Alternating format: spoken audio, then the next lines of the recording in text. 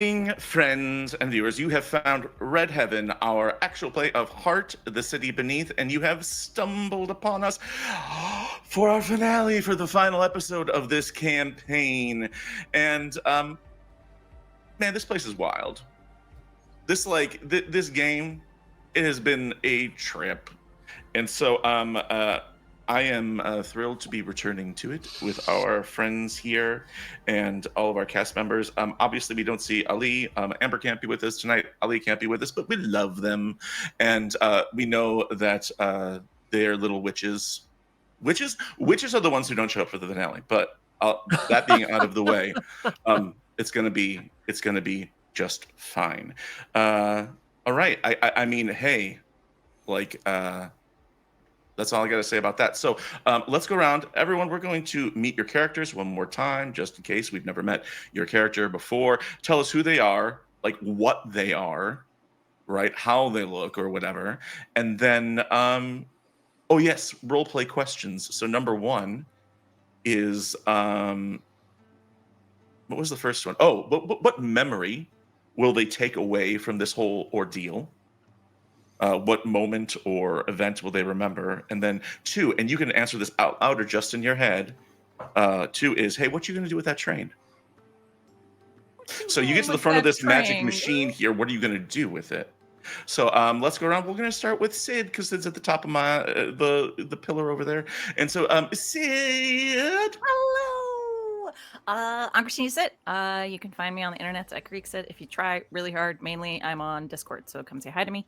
And I'm playing Jazzy. She is our Noel Heart Song Deep Apiarist, aka Bees. Everybody say hi to Larry. Larry. And I would say Jazzy's favorite moment, most memorable moment. Okay. Favorite and memorable are probably two different things. Yeah. What is the thing that sticks with her?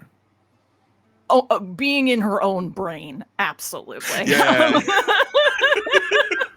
Exploring the depths of her own bee-infested brain. Right. She's got she's got a head full of herself and a heart full of bees.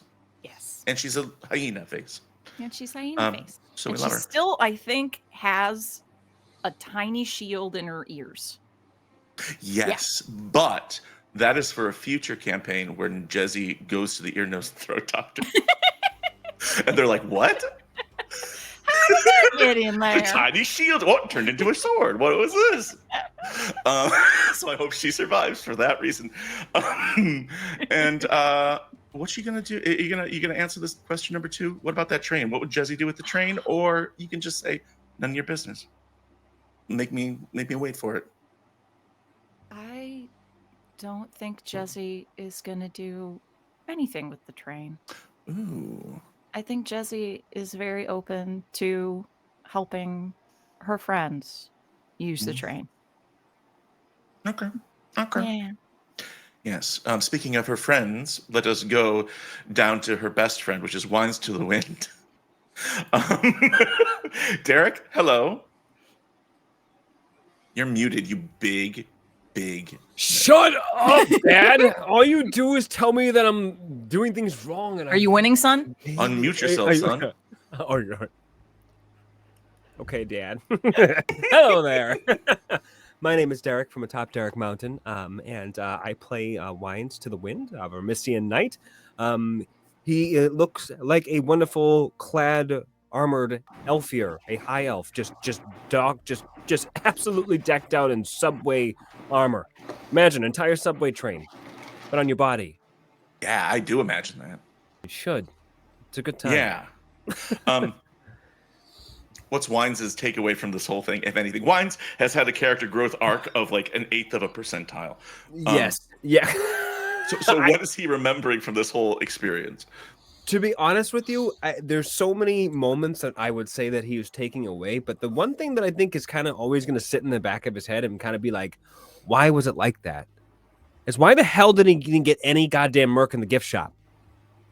Yeah, I didn't get any merch at all. It's no, that's not true. There was, what was the thing? It was like wine, does like it count, very Dad? cheap wine. Yeah, cheap Okay. wine. It's...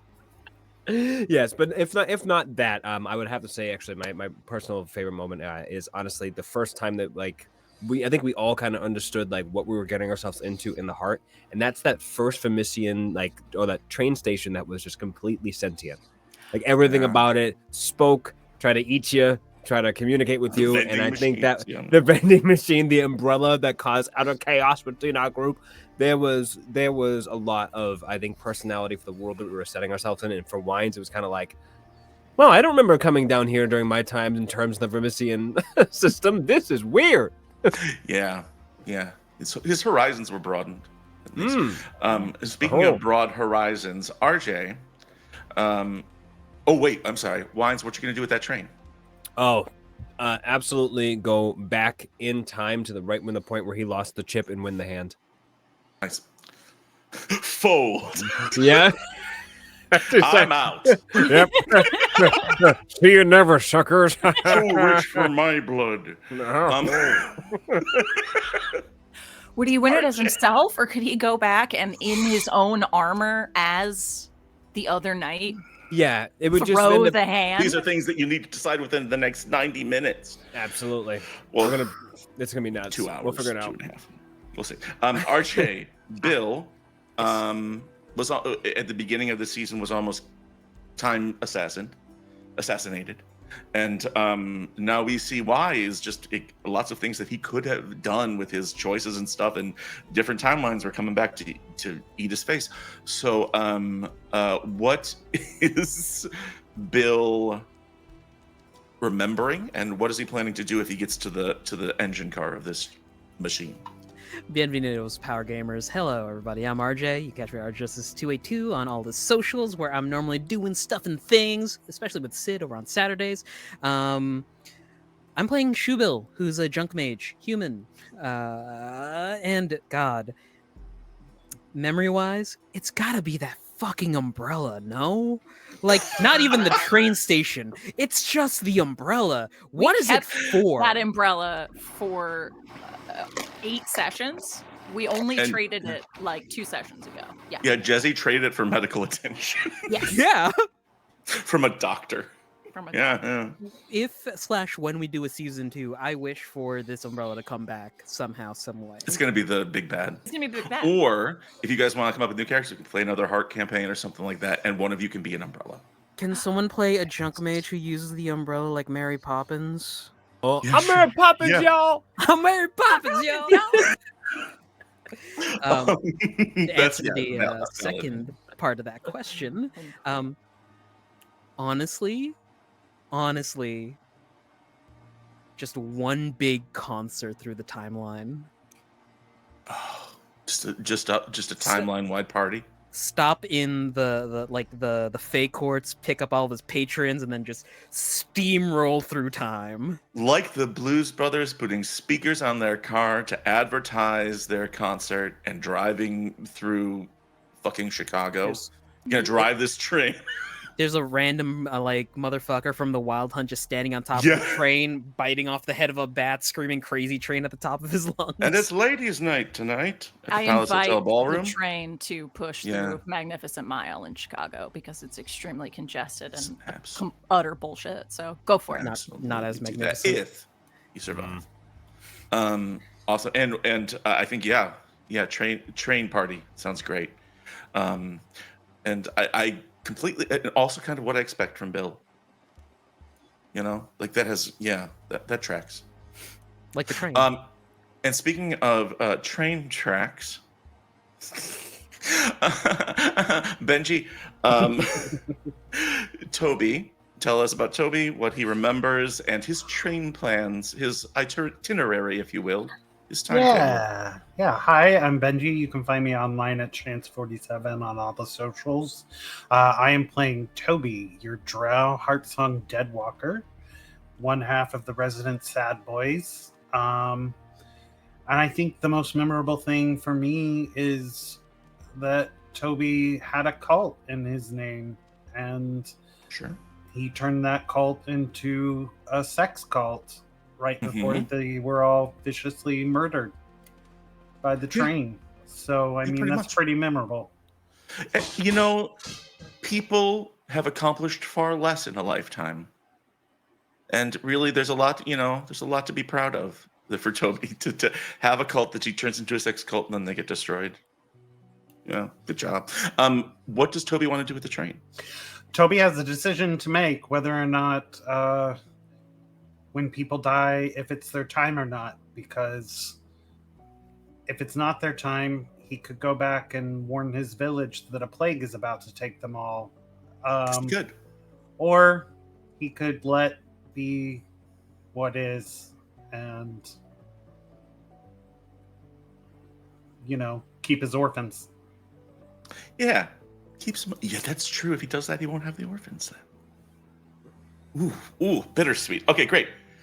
This sad music is poorly timed because now we're all thinking about that hard decision, which isn't happening yet. Let's get into it. And instead of listening to sad music, we will listen to actiony music because last time on Red Heaven, the group navigated the Ether's storm, a wild chaos storm of magic and floating islands and people who had been trapped there for centuries.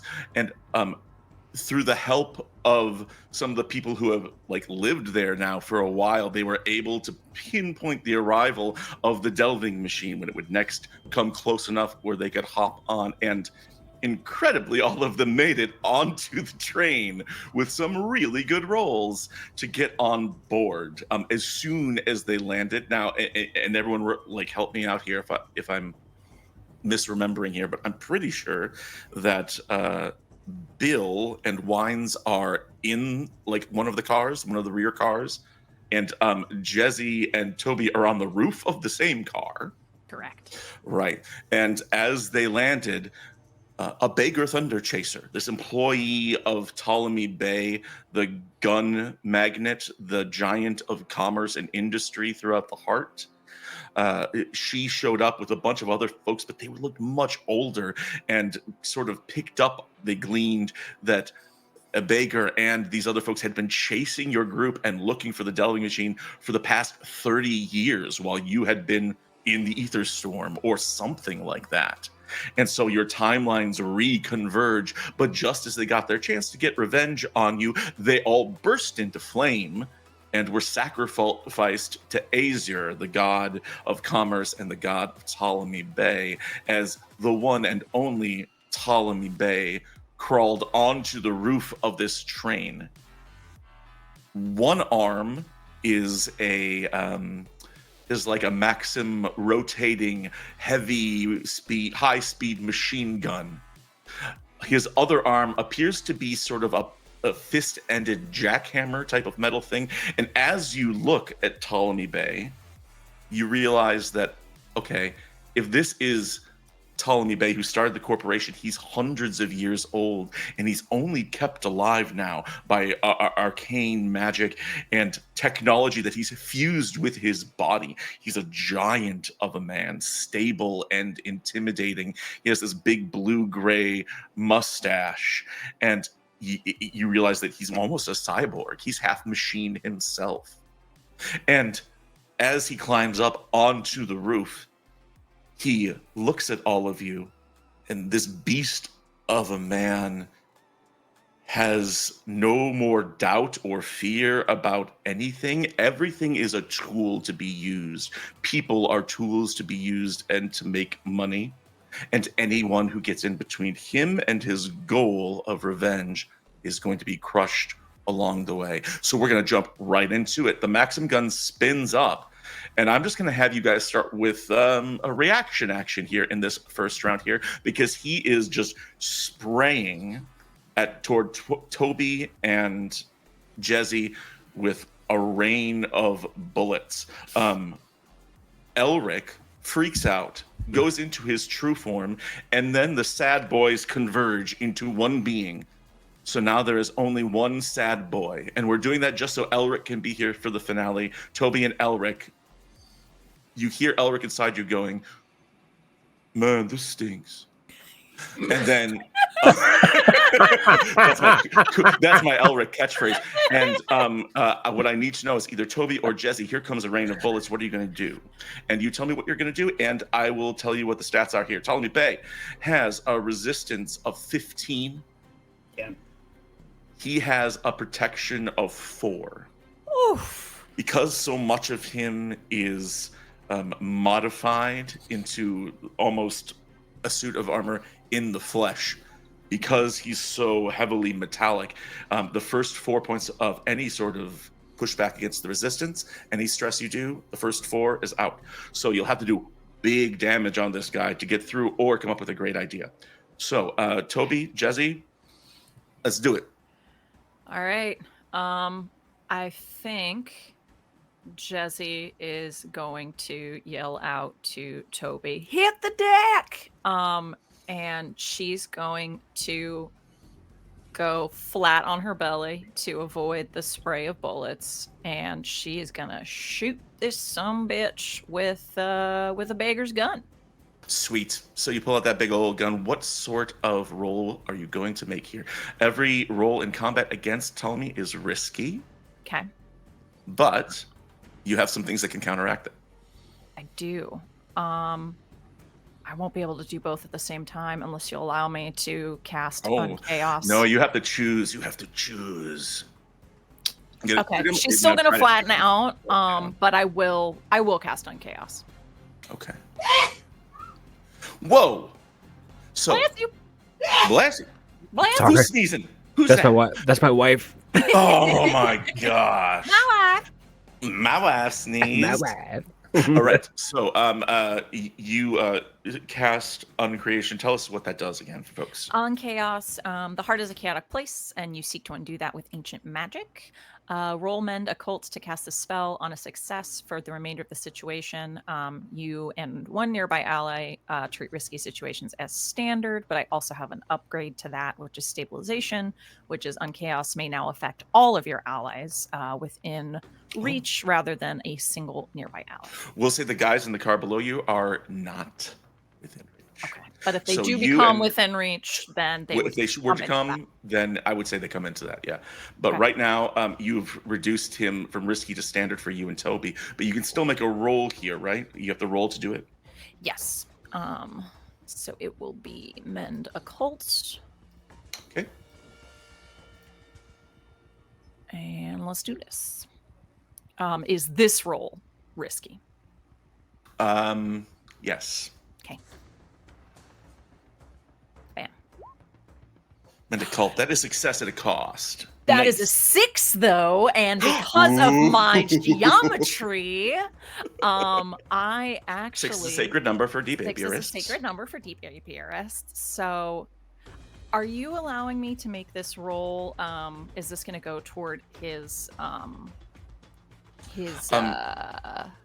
We'll say this isn't necessarily an attack roll, but depending on what you're doing here, and you can describe it for me, it could affect his resistance. Yeah. I'm going to say because of the end chaos and just the sort of forcible order. This man is a goddamn mess, and so his spray of bullets, they're not going to go everywhere. They're going to go one place where we are not anymore. Yes, I love that. I love that. Terrific. So go ahead and make the roll. That was a 6. And So you have with the geometry, if it's I critical. am, yes, or when you are rolling to inflict stress on an adversary, if you roll the 6, you can roll an additional d6 and add that to the total. Yeah, I think that's great. So you can roll additional d6 to your stress die and add the total. To the stress die against. Okay, cool. Yes. All right, so I say roll 2d6, and this will all count as 1. So the first 4 Okay. will be negated, but the rest will go against the resistance. Beautiful. 2d6. 5. That All is right. a 5. He So gets 1. resistance goes from 15 down to 14, but also he is not risky for Toby anymore. Toby, do you want to act now, or should we go down and see what's happening downstairs with the other guys? Because I think there were 2 other folks downstairs, but now they died, so the guys downstairs have to decide what they're going to do. I was gonna go. Go for it. The first thing I wanted to do was use my Nvidia Spectre, take D4 Mind Stress so I can roll Mastery with any attack rules for the remainder of the session. Awesome. Yes. So this is a very stressful situation on top of a moving train with a guy with a big gun arm. And you take 3 mind stress, but you are in attack mode. Your attack mode, Toby. So now I want to use what was it? Grim Reaper, and I want to do my kill D8 ranged 1-shot on him. Okay. Grim Reaper, do you have to roll for the attack here? It says your death's attention now functions as the following weapon, so it makes it Okay, so it's a sound weapon. like So you still need to make a roll, like kill. He is lots of things could apply to him: technology, occults. Occult. I'll do yep. kill occult. All right, let's have a kill occult roll at a standard. Basically, I hit the deck, take the mind stress, and then I kind of like with my arms and orphans just crawl up the side of the train. Oh, I love that. And they're like on all fours. Some of them are walking backwards with like they're really laying necks. it on thick. Yeah. For sure. They know this is the big show. Go ahead and give me that roll. 10. The 10. Excellent. A critical success. So you get to increase the outgoing stress die by 1 size. So it'll be a D10. Yes. 6. A 6. So it goes down by 2 more. Resistance is now to 12. Tell me what the orphans do. I think the orphans swarm. Have you ever seen World War Z, where all the zombies hit the wall and they start swarming up it really, really fast? Yeah. So I think all of the orphans hit his feet and just kind of swirl up around his body. Uh-huh. And he says, "Oh no, they're fast orphans." Yes. Right. Right. Yeah. All the movies I've seen about orphans did not prepare me for this. Yeah, they were slow orphans. They were slow orphans. These ones are slow, fast. shambling orphans, and these are fast orphans. Yeah. He growls and screams and he says, "Oh no, I did not sacrifice everything to be taken down by a bunch of urchins." And he's like trying to shoot the ghosts. And even though you can't shoot a ghost, you can see whatever kind of ammunition he's using here it's not pleasant for them to come into contact with it. He's got like glyph marked stuff, you know what I mean? And so they are giving themselves to make this happen. So they are able to take his resistance down by a little more. Let's jump downstairs. Wines and Bill, you just heard like a rain of gunfire upstairs, and then you saw a bunch of ghosts climb up the car around the outside towards the roof. So one of you can do something. What would you like to do? Did you know that the Maxim gun was developed by a man named Hiram Stephen Maxim? Says Bill. And Wines is speechless because he's muted. That is very, very interesting fact you just went ahead and gave. I did not know this thing. Excuse me real quick. Bill is going to punch open the roof of like the car from the ladder, peek his head over. Mm-hmm. Hey! Shit for brains, give me a gun! And I'm casting what a king demands. Oh, excellent. Okay, what kind of roll do we need here? Nothing. He Nothing. has to give me the gun. All right, so here's what happens. The gun is attached to his arm. Oh. So he starts to pull on it. I would like a roll from you to find out how successful he is at trying to pull his own arm off. Right? And you would be risking stress, you know. You know, But you could also he could hurt himself pretty badly here. Okay. I'll do like a compel occult, maybe. That sound good? Yeah, I love that. And this is risky, right? Because it's against him. Yeah. Okay, here we go. And you're not in Jezzyville yet. 8. Ooh, okay, awesome. That is a success. He basically, like, you see him wrestling internally with this because he is all about profit and vengeance and owning and possessing. And so you coming up and like calling him out at his own game, which is, no, that belongs to me now. You're doing a hostile takeover. It like that does the majority of the pain, but the rest of the pain comes as he removes his prosthetic gun arm and slides it across the floor at you, and blood is squirting out of the end of his arm. So, roll me a D8 stress die here because that's pretty brutal. Would it not be a D10 because I used magic and we're inside of the train? You're no longer in the ether storm, so no, you're not. You are in somewhere else, and in fact, as you look around, you realize that the machine, the delving machine, doesn't go through rock; it goes through everything. So there are weird things floating around you at all times. Okay. He takes no pain from this because here's what happens is he pulls the gun off and throws it to you, but then like he like reaches his stump out, like his bleeding stump, and he like puts it out into like the surrounding reality that you're cutting through, and it cauterizes it.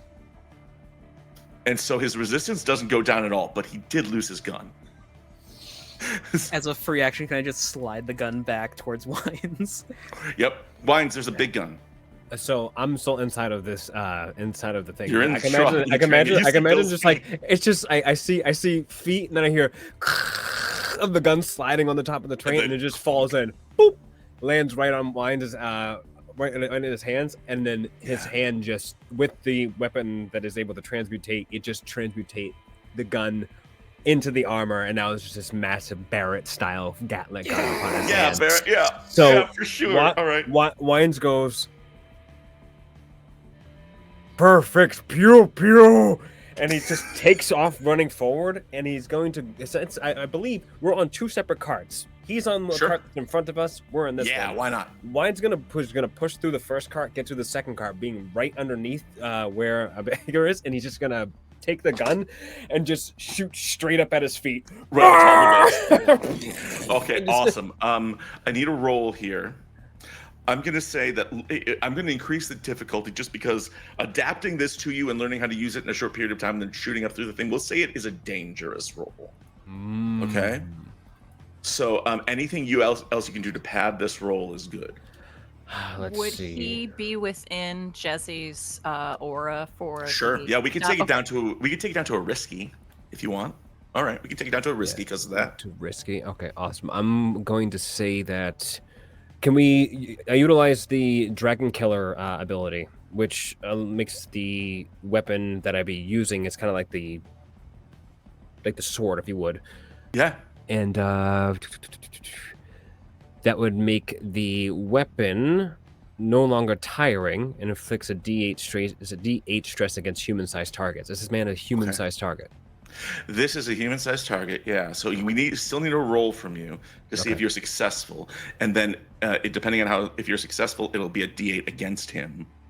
Gotcha. But it would be like a occult, kill, technology. I think you have both of those. That should be good. Kill D10 tiring. Can I help? I say with that spell going, sure, you can help it if you have a more specific way. What would that be?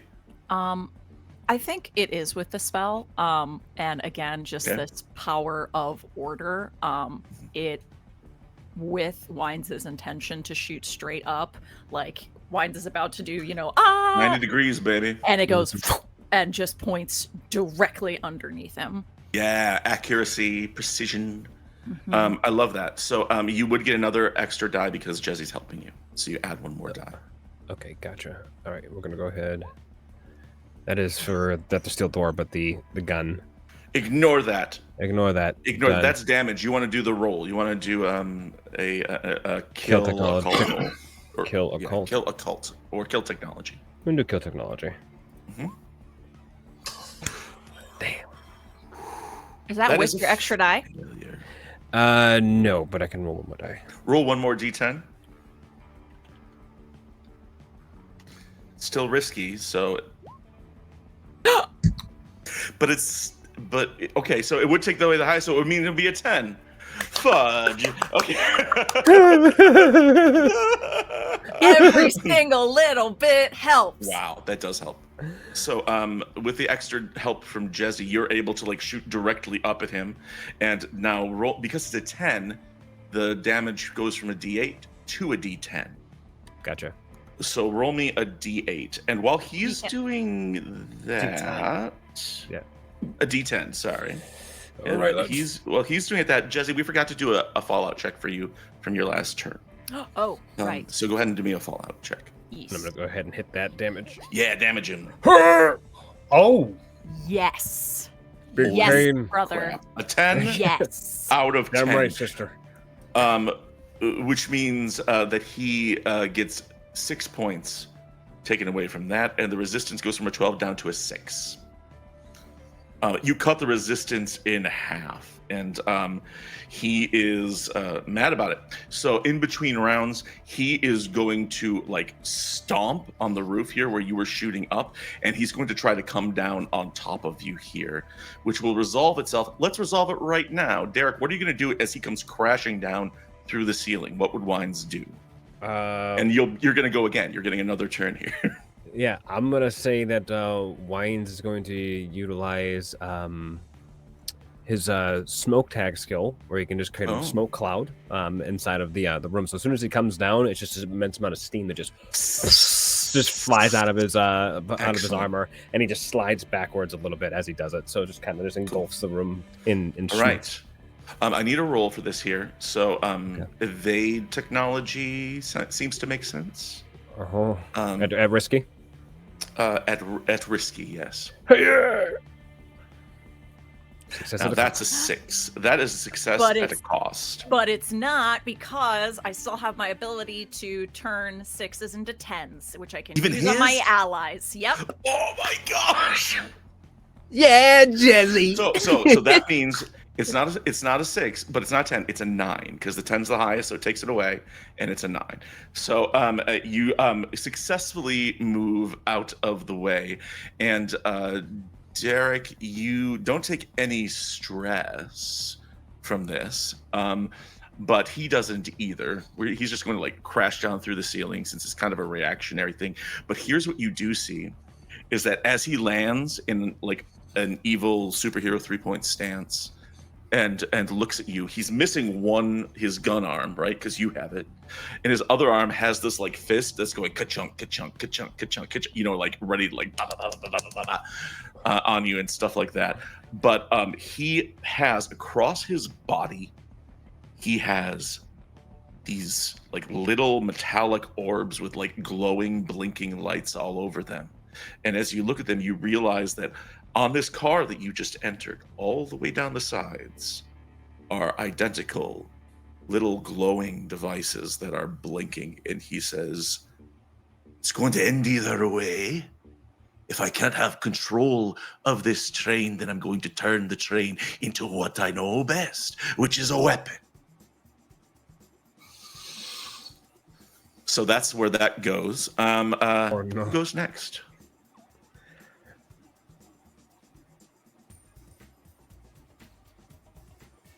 Well.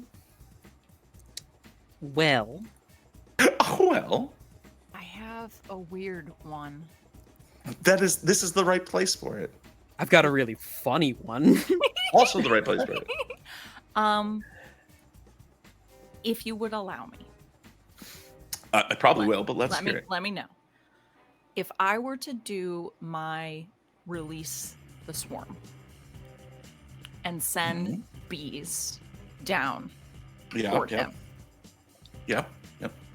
does it seem like his little bandolier of stuff, if he does not have that anymore, he cannot utilize what is in the car? That would be tricky. That's going to be really tricky. You don't know how he controls these things or anything about them. It's a possibility that like maybe he's got some sort of like kill switch. Maybe he's got some sort of trigger mechanism on him. Maybe there is something. So it would have to be a really good roll Okay. for it to have any sort of adverse effect. I think I'd like to try. At the very least, it will deactivate the bombs he has on his person. The bees could do that. Okay. And that means that you can shoot him without fear of blowing up everyone you know and care about. I think it's worth a shot. Yeah. All right. So you're going to release the swarm. The bees go down through the hole. Yes. They All right. What kind of roll? out of her mouth. Out of her mouth. Yeah, to mouth. Can we say? Let me see. Would this be either? This sounds like a hunt because I'm Yeah. trying to go after it. So I a think so. hunt technology. Yep. That works. Okay. That works really well. All right. Let's do this then. Come on. Bees. Where the BBB in? Now, Christ. this is risky. But I have the.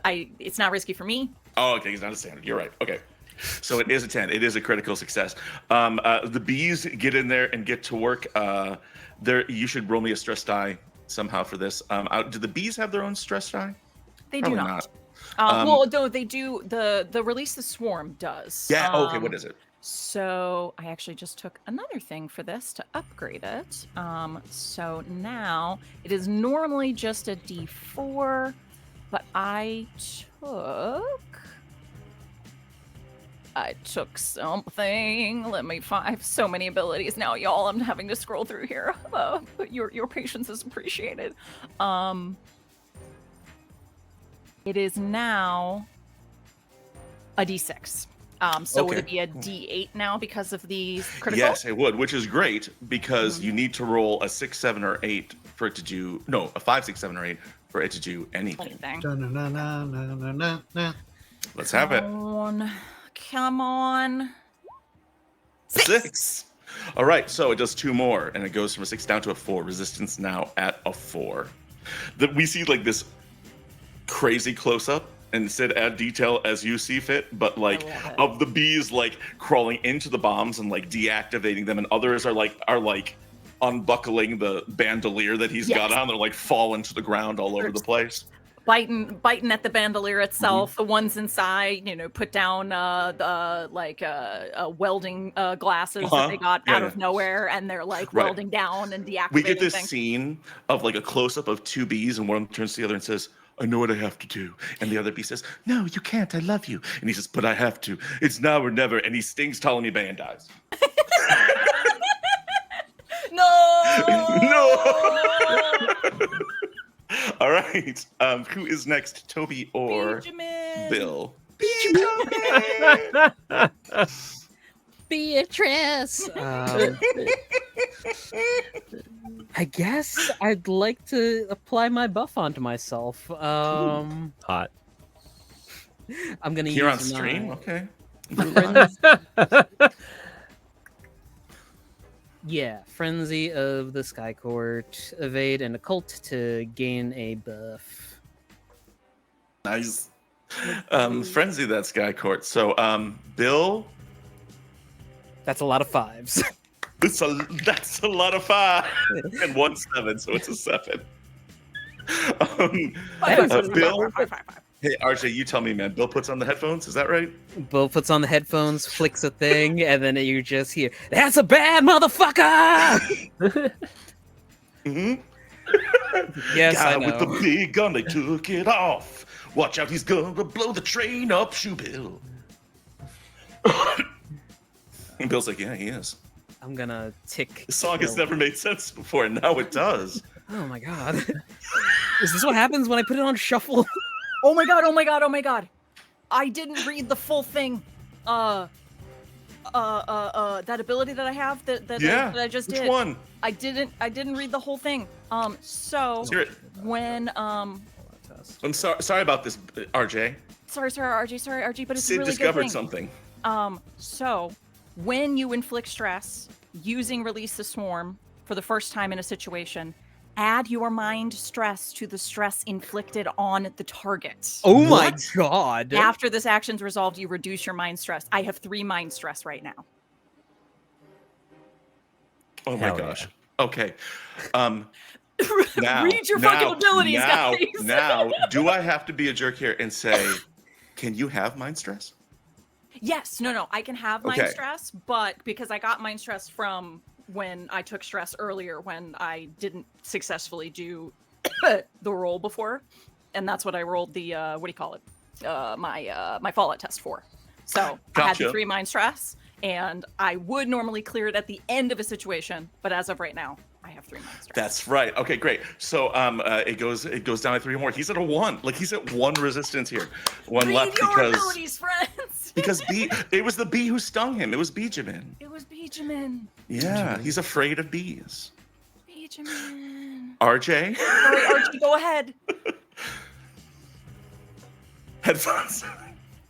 The headphones go on. Fuck. And what does this do, RJ? This gives you a buff? It gives me a buff. It lets me select a skill I don't have. Okay, what do you Just select? in case. I'm picking Trains? kill. Okay.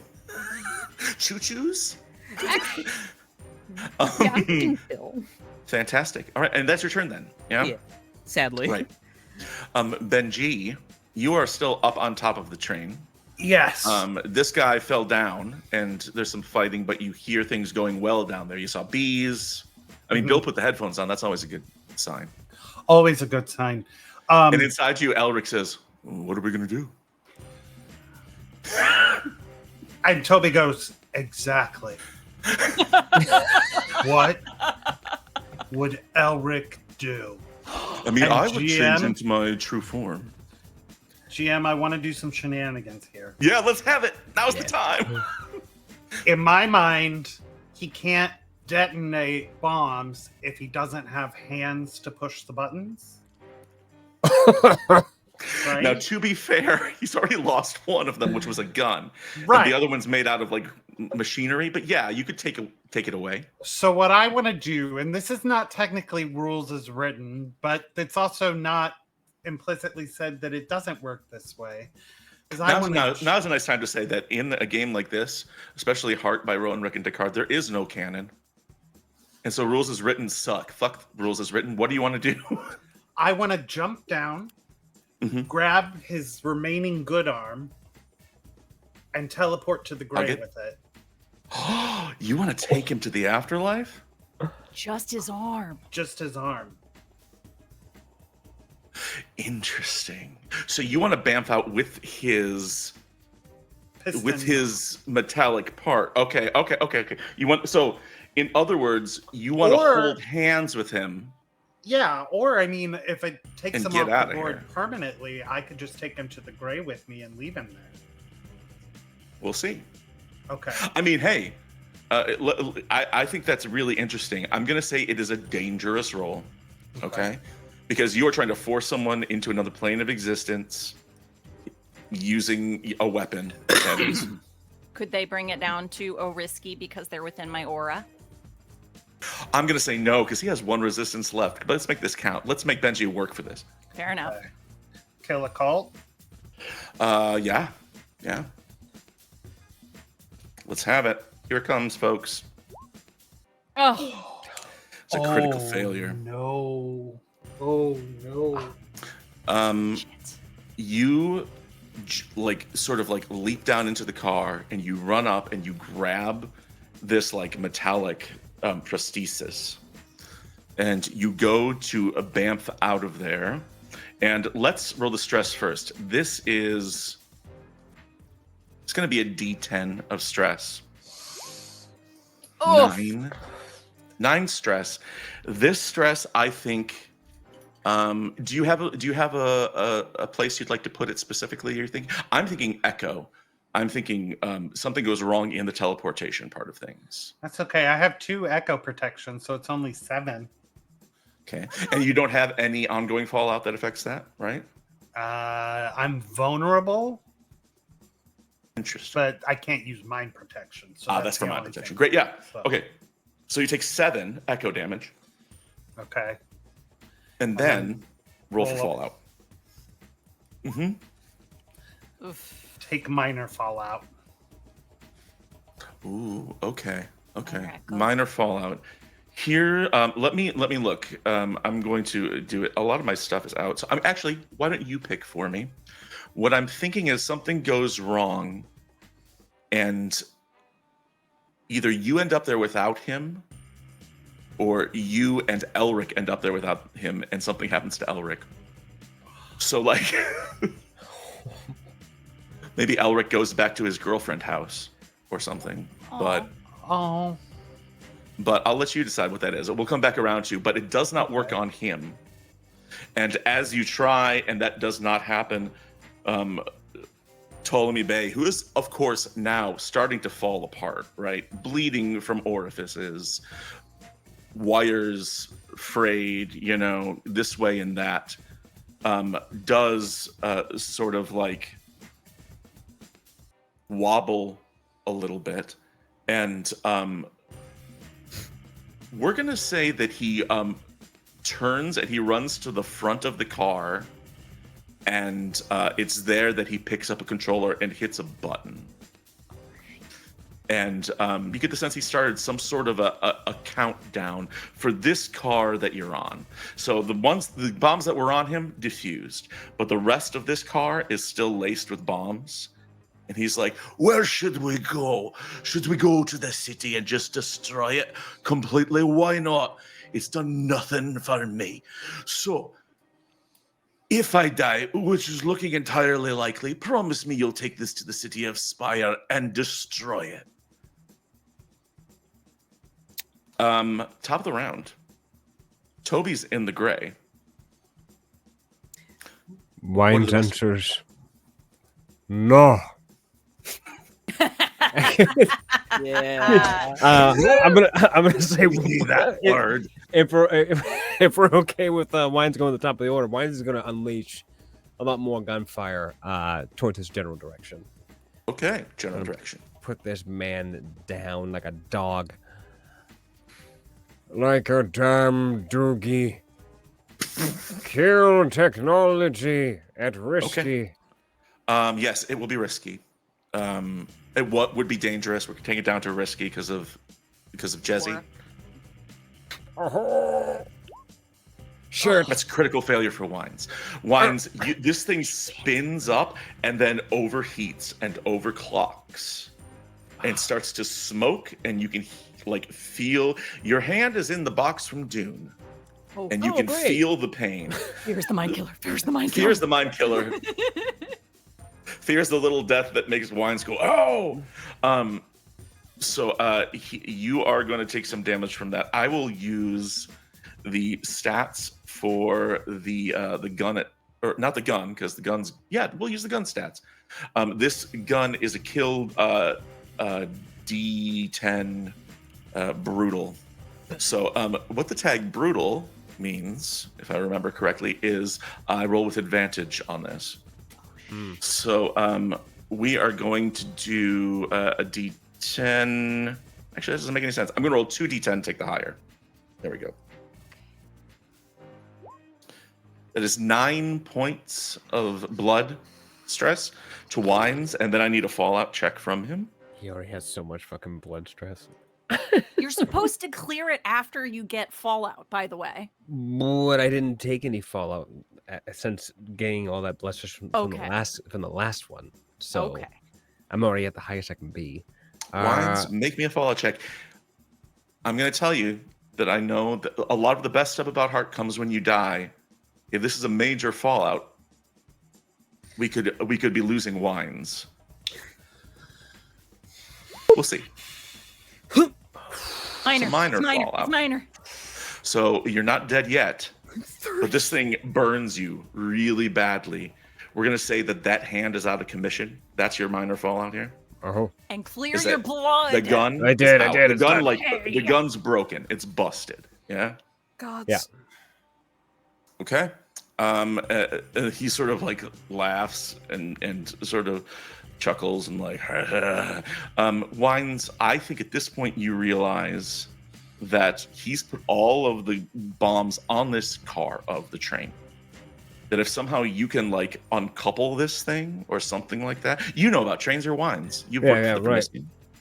No, You If you could are- uncouple you this are a part of the fucking machine, I mean, you'd have to get off of it to get to the front of the train. But if you can get rid of it, it removes the possibility that he could use it as like a weapon of mass destruction. Gotcha. Now, but the train cart that we're on. So he's at the front of the train cart, which He's at would the lead front to of the that next car. train cart. He could go there for sure. Okay. Well, I've already done my attack roll and whatnot. So if I'm gonna move, Wines would then look like his hand burns, his hand goes down to the side, and looks over to that general direction, and he starts to move towards there. But I'll end my turn Okay. there. Sweet. You start stalking this guy. RJ, Bill is still up on top of the train, and I think he hasn't come down, has he? No, he was like on the ladder of the train. Oh, okay, that's right. He was half up, half down. I can go Yeah, either for way. sure. Hey, Some go he's a both bitranual. Yeah. Bitranual? And as like you have your head sticking out there, I'm going to read some flavor text just because I like the way it's written. It says that when it was built, the delving machine was only a machine, but now after eons of cutting through the heart, it's something else. Parts of it orbit around the central mass, and Bill's like watching like parts of it like keep an orbit, and it says parts of it are no longer metal but warped into chitin or meat or seething proto matter. It doesn't bore into rock. And Bill now realizes you're not going through ground or heart flesh. It's slipping through space and time, always moving forward. It's a violation, a nightmare intrusion. And Bill, Okay. you just sort of like, you don't see that every day. That's new. The boys back in the tower will never believe me. That's gross. Whatever, Bill. There's like a meat chunk that hits the train top in front of me. He's like, nope, I'm climbing back down. Just a liver. Just a full Yeah, you disembodied liver. Yeah, you see a liver, and then you see a giraffe fly past you with 3 eyes. Grandma?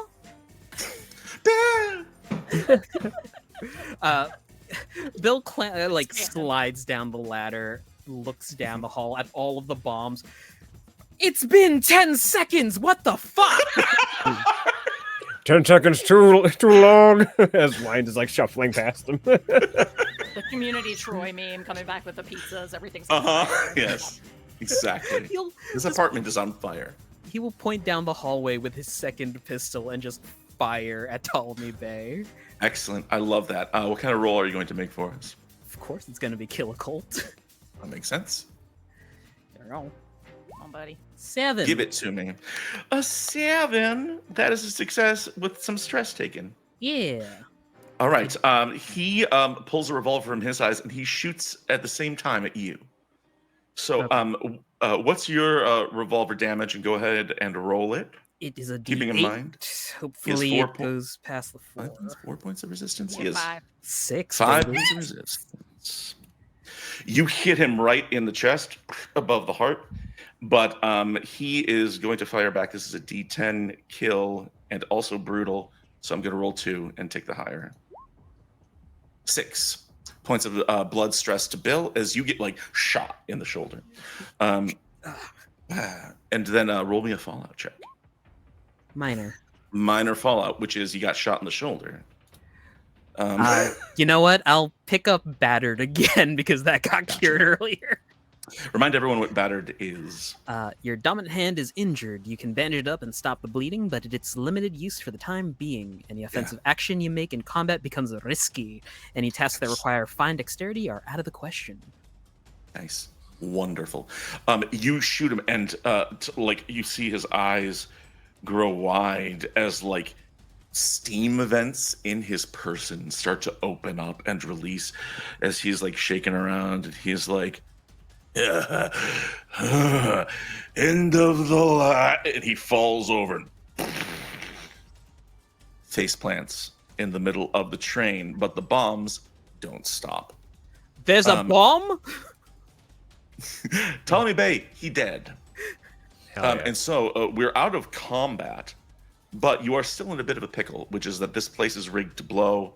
and you have to decide what to do. Wines, you were heading over there. Let's Yeah. jump back to Well, Wines. Wines shuffles like he goes over to the body and like with his good hand just kind of grabs it and just like throws it behind him. Has it like as I can imagine like as the diving machine's moving, you just see Ptolemy's body just slowly sliding down the rest of the mid lane of it, and he goes over to what I can imagine would be DM like a control panel of sorts that is on the cart. Yes, that is. He opens up the door to the next cart forward and looks at the rest of them and says, "Get moving! I'm going to disconnect this one. Go." Okay. Wines, I have a really funny and fucked up idea. Now you do. Hey, where were we supposed to meet Rami?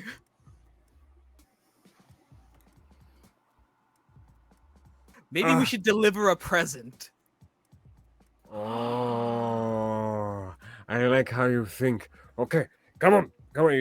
But as he's throwing his hands, Wines looks around to see bees, to see.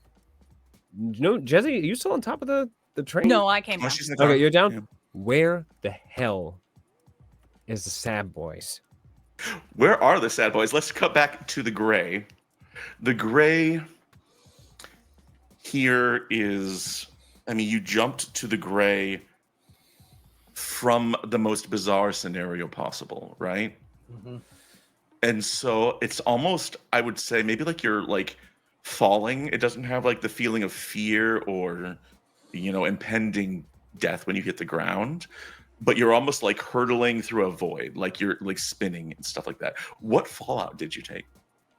I went for conduit, which means I lose all of my echo protection. Okay.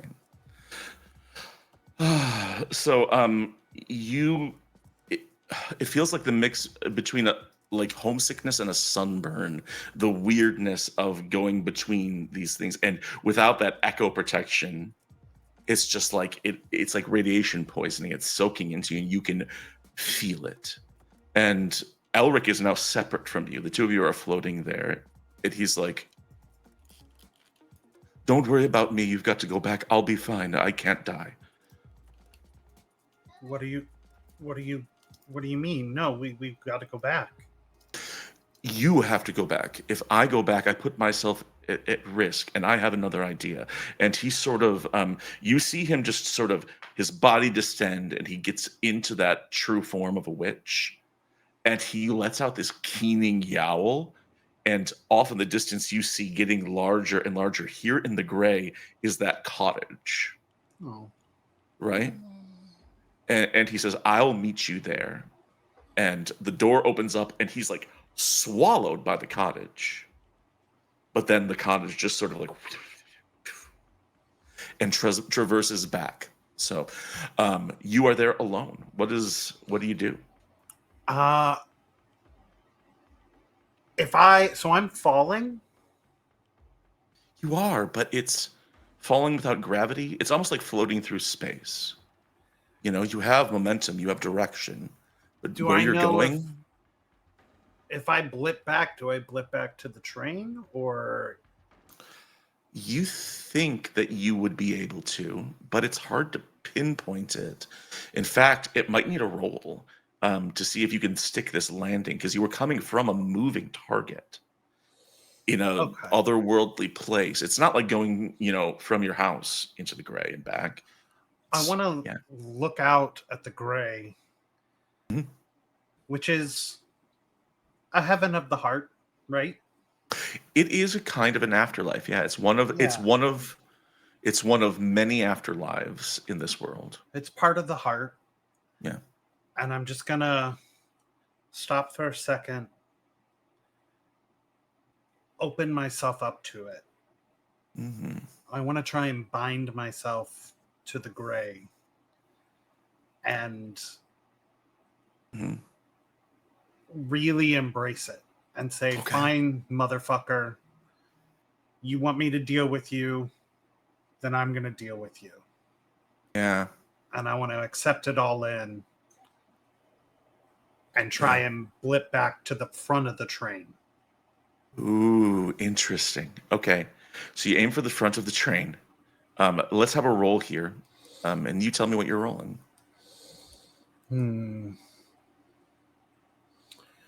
Sneak occult. Ooh. Sneak's Just all right. Discern. I would prefer hunt because you're trying to aim for the train and pinpoint your landing, or evade. Because you're trying to use movement to like get into place. Do you have either of those? I do not have either of those. Okay. I would like hunt occult.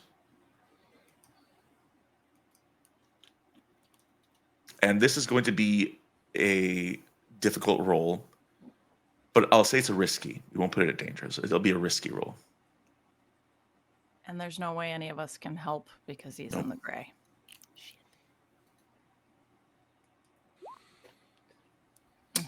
Nope. That is a 5. You think about the heart and you focus and you try to concentrate on where it is. You take 8 points of echo damage. Now, minor fallout doesn't clear your stress, right? Only major fallout? For that field, it does. Yes. Oh, so okay. So it would clear your echo stress. But we'll need to know if you take fallout first. Okay. But if you got minor fallout and echo last time, you should have already cleared your echo. It should have been cleared, Gone so to now it's an 0. 8. Yeah. So I'm back to 8. Yep. Basically. Okay. Take minor fallout. Yeah.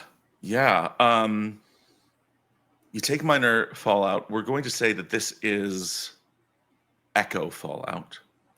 And so, Toby, you focus and you do traverse. You do pass through. But you end up in like maybe 2 cars up from where you were, not at the front. And something about you is different. Look at the minor echo fallouts and tell me what's different. How you've changed physically. How I changed physically.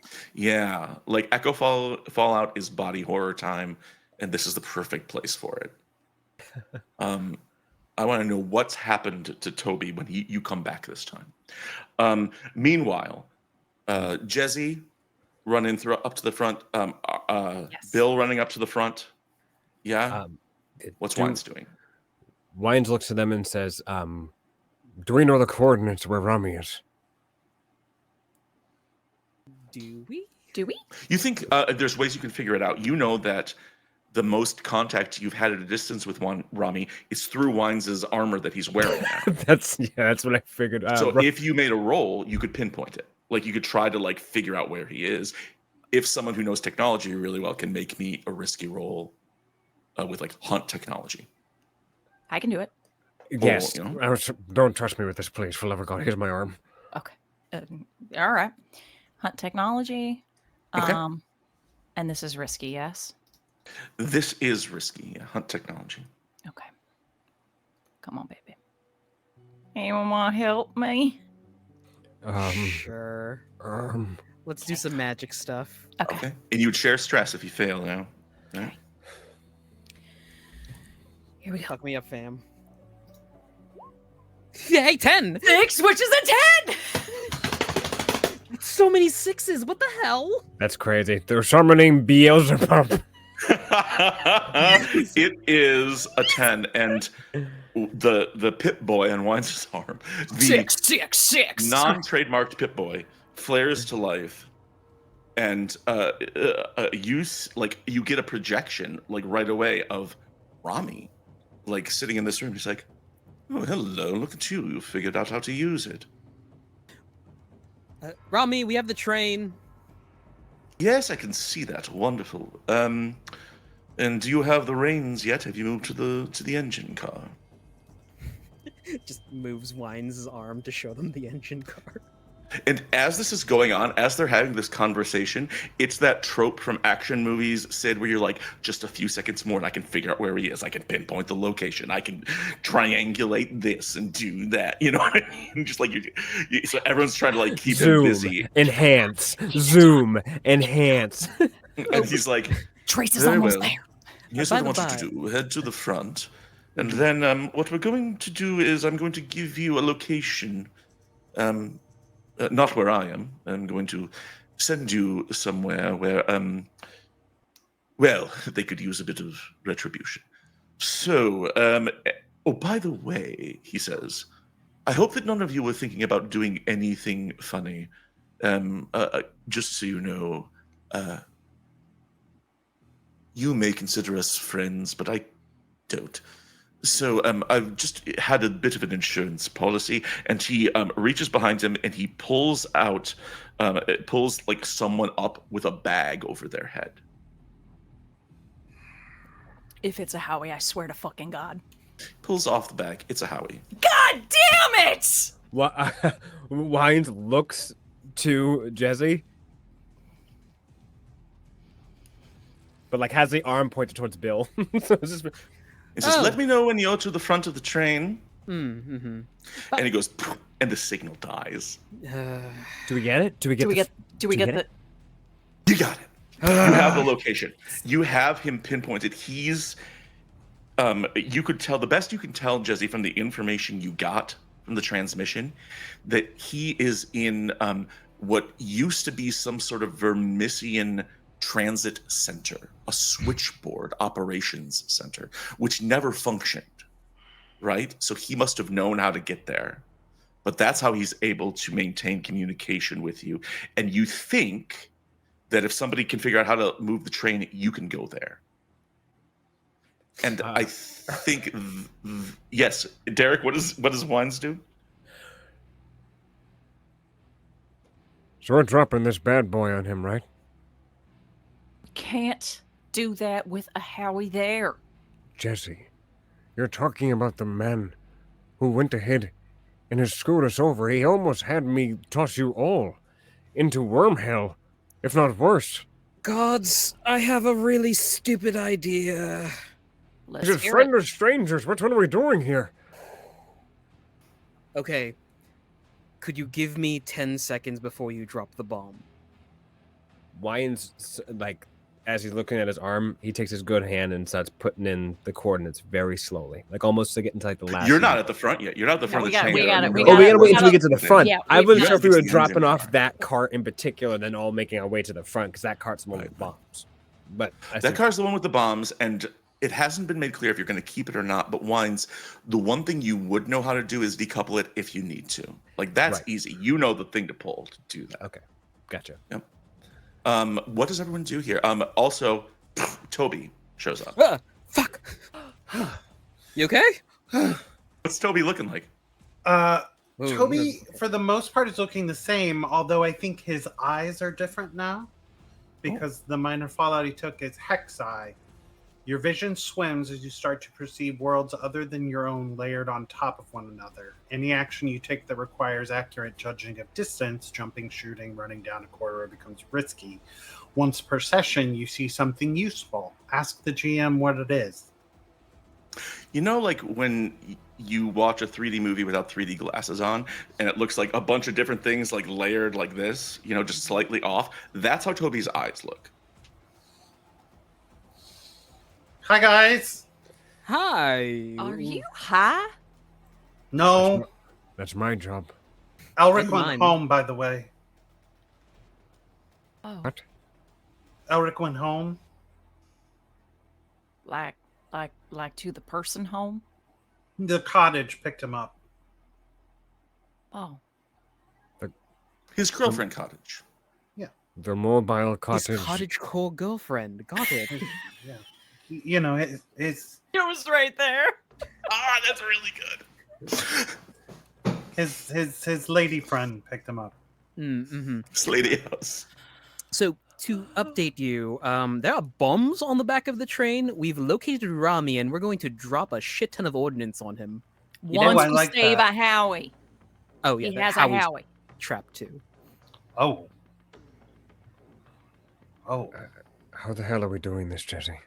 How are we gonna Toby. drop all this ordnance on him and then that? Toby, could you go into the gray, grab a Howie, and bring him back to the train? I could try. Toby, you think about that, you say, I could try, and inside your head, you think, no, I can't do that. No, I can't do that. I don't think I can.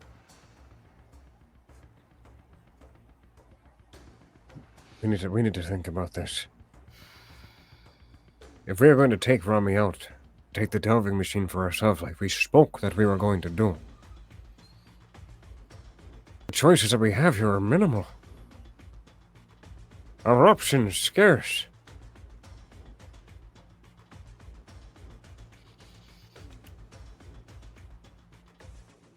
Any ideas, even stupid ones? Say them now. Wait. If we drop the bombs on Rami and Howie, we take the delving machine back to the past, and we save Howie. And we bring him back here.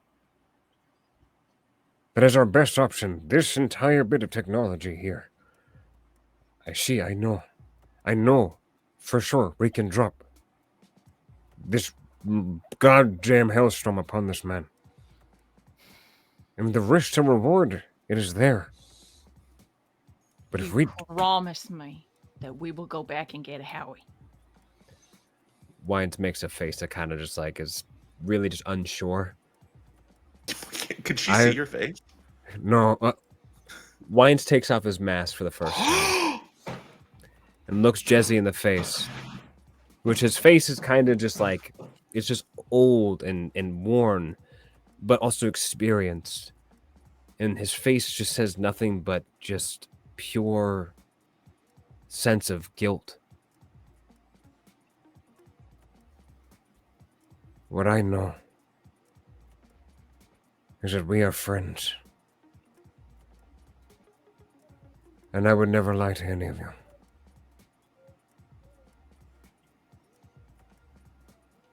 Fuck it, let's do it. Puts mask back on. Hell yes. Let's go. Didn't even have time to put on sad music when he said that. So you all start moving toward the front of the train.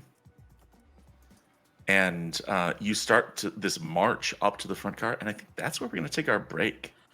As you approach the engine car of this thing, you don't know how long you have until those bombs go off. You don't know how they work. You don't Bombs, know how do they work? how to steer this thing, and we're gonna find out when we're back from our break, and the crew takes control of the delving machine. Yeah. All right. So, folks in chat, thank you for coming for our finale and sticking around. We'll be back in like 10 minutes, and we are going to bring you a satisfying conclusion to this story, or at least a conclusion. So, please stay tuned. We'll be right back.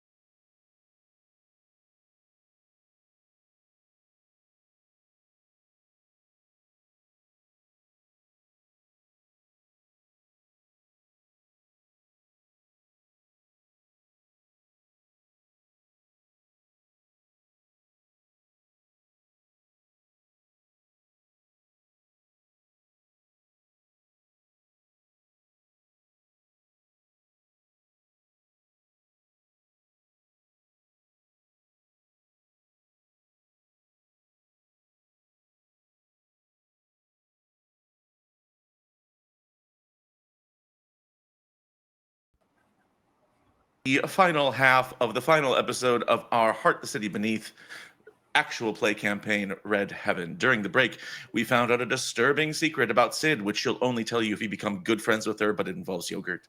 So we are going to... It's the base of it. Yogurt's the base. It's fine. Yogurt is the base for it, but there's also some sour cream. Anyway, so... On that note, we are aboard the delving machine, and one of the people who stood between our group and control of this time-traveling nightmare device, is gone. The Ptolemy Bay Corporation is no more, leaving thousands of empty foundries and storefronts all throughout Hart. So basically, you guys are terrorists, but you are moving towards the front of this train, and once you get behind those controls, you believe you could do almost anything. You could go through time, space, undo things that had gone wrong. But right now, you're all sort of making your way in that direction. The back of the train is laced with bombs. You don't know what's in the front of the train yet, but you do know that Eremos Brightness sears the eye, Lord Eremos, or Rami to his friends, which you are not, told you to get up to the front and get behind the controls, and he'll tell you where to take it once you're there. And so you start moving through this train, and the next few cars are empty but disturbing. If the Heart were a train where parts of metal had been replaced by flesh or insectile-like organic matter, pulsing, throbbing, oozing things are all around you as you move your way up through what was clearly once intended to be a train, but is now just a splinter in reality. So you start walking your way forward. What do you discuss as you move toward the front? Mechanically speaking, does anybody have bad mind or blood stress that they would like to be removed? Cause bees. Oh, I have both.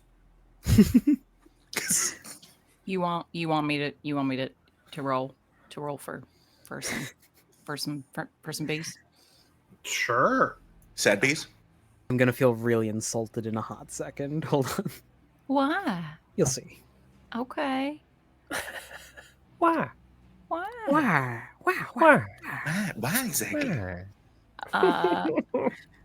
So I'll do amend occult for Hold on. this. Yeah, meant to call it. That's right. I was looking at your last roll where you rolled a bunch of sixes. Oh yeah.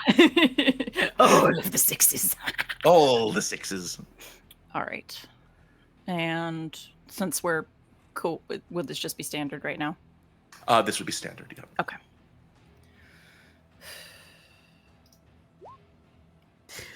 That is a critical success. What kind of healing does this do? This does a D6, so would I So be it'll be able a to move it up D8. to D8? Yeah. Sweet. And is this going to Toby's mind or blood? Whatever Toby prefers. Blood. Blood? Okay. So Blood. Toby it's the same prefers roll. blood. It's the same roll either way, so So go. I'm the only party member that's ever failed on that, by the way. I'm really sorry. It's not your fault. It's the dice's fault. So you get to take off 5 blood stress, Toby. The Thank you. bees, still mourning the loss of their friend who gave himself in the fight against Tommy Bay, come out and start to get to work on Toby. Mm-hmm. Just patching him up. And again, we get a close-up of the bees, and one goes, "Hey, is this me? Does the tissue of this guy seem like it's dead already?" And the other guy's like, "Yeah, it does. It's weird, right?" But they're still patching him up. Thank you, Jazzy. No problem. You hear thousands of little bees go, Thank you, bees. Thank you, You're welcome. Beatrice. Thank you, Bernice. Mm-hmm. "Which Bernice?" says one person. "Bee." Both. All right, good. Then we'll Yeah. go back to Jesse. Ladies, what the fuck? There's Big Bernice and then there's Little Bernice. Big Bernice is a bumblebee. Yeah. Little Bernice Mhm. is a honeybee. But she is great. Oh. So Love her. Sid, I love you. Okay, so you can forward. Mwah! Feelings mutual. Oh, she's a delight. Through the train, and outside the landscape keeps changing.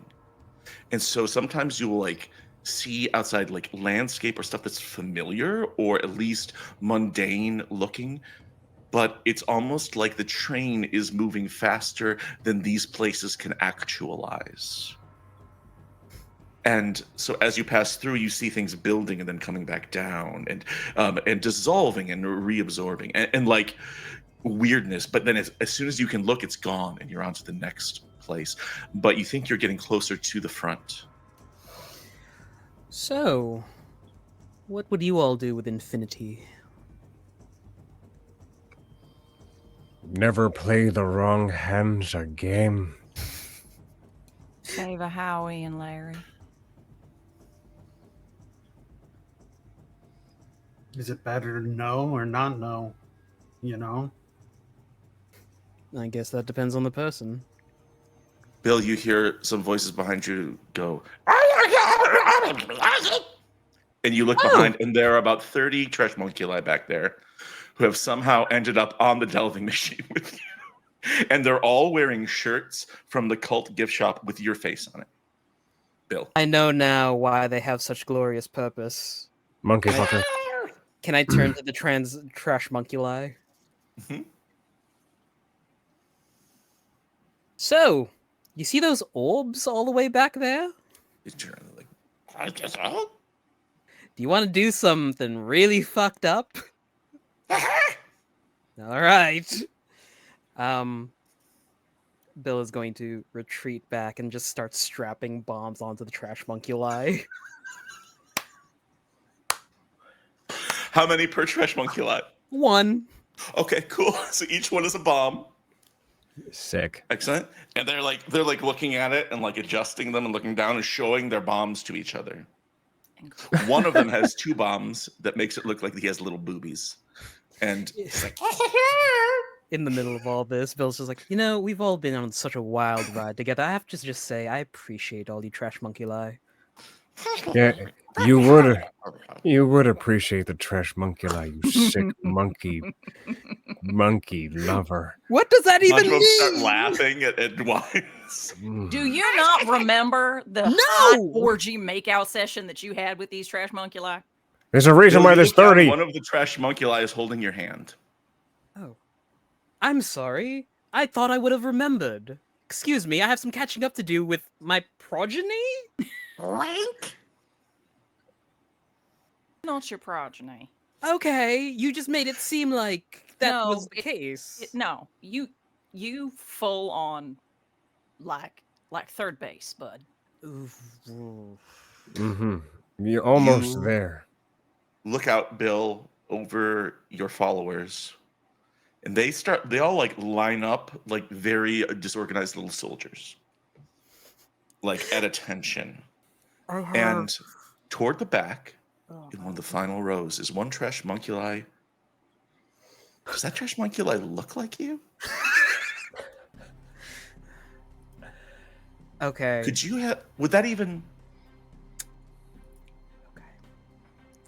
Okay. I think I understand now something. He's gonna turn to Toby and hand him both of his pistols. If we get out of this, I need you to go back to that junk shop and tell the man with the blue fingers to go back in time and kill me.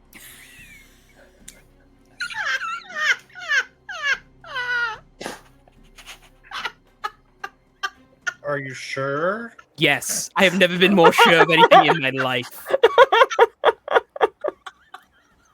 He was just an artist. He was supposed to be blown up, and then that other guy had his fingers. Don't worry, I'll give him a reason. Okay. Okay. The trash monkuli in the back row puts on little headphones, and you can hear music coming out of it and be like, "That guy might be your dad. We're not sure." The monkey fake court? They are ready to follow your orders right now. Oh god, stand by.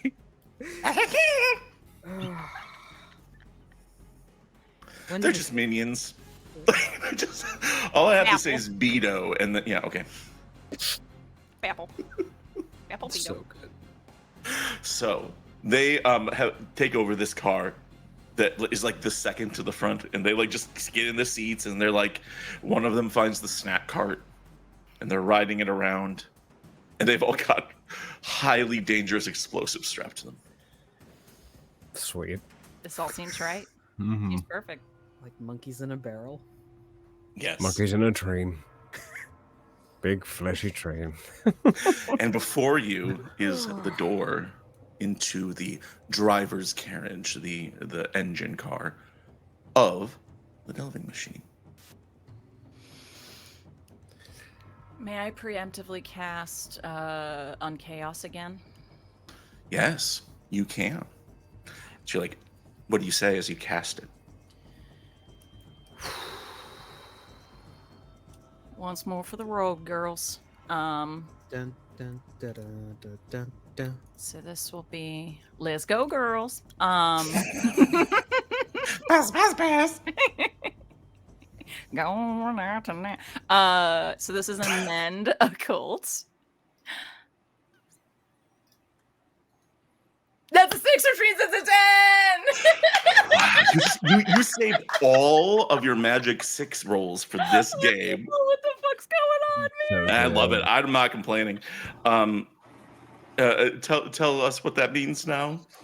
So everyone within this aura, if any action is risky or dangerous, it goes down 1 step. So Yes. Yep. Got it. So what now?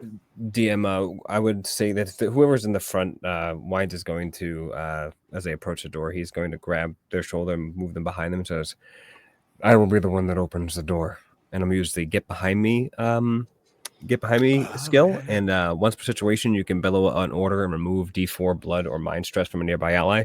Who needs it? Anyone need mind stress going? Or blood? You said mind, right? Yes. I think Toby, didn't you still have mind stress? I do have mind stress. Let's do it. I think Bill likes to keep his mind stressed because that helps with your magic, right? I'm at 0 right now, sadly. Sick puppy. 3. Thank you. You're welcome, sir. Now get the fuck out the way. I need to open up this door. You open the door. Inside is this strange amalgamation of, again, what must have originally started as a traditional train engine. You can see Wines as you open the door. You can see like the console with levers, and it has gauges and steam gauges and pressure readings and things like that. But right next to it is what is clearly an altar, but the altar itself is composed of this weird heart proto matter. It's almost fleshy. It might be an altar to the heart itself, but you can tell that whoever designed it intended for the altar and the scientific stuff and the mechanical stuff all to work together, because that's what was needed to make this train run. Up in the front, there is no one here. Nobody is driving this thing. But Wines, since you're the first one to open, make me a discern roll. You can tell me if it's occult or technology, but I want you to get your read on something as you sort of survey the room. Is this risky or standard? This would be risky. But So- now it's standard. Standard. Discern want help? technology. No, I should be able to do this. I'm a smart little cookie elf here. All right. Oh, 7. Success at a cost.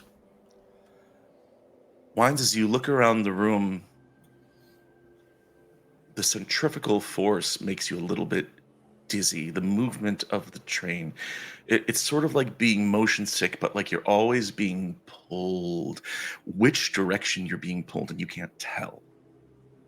But you always feel those G forces, those waves.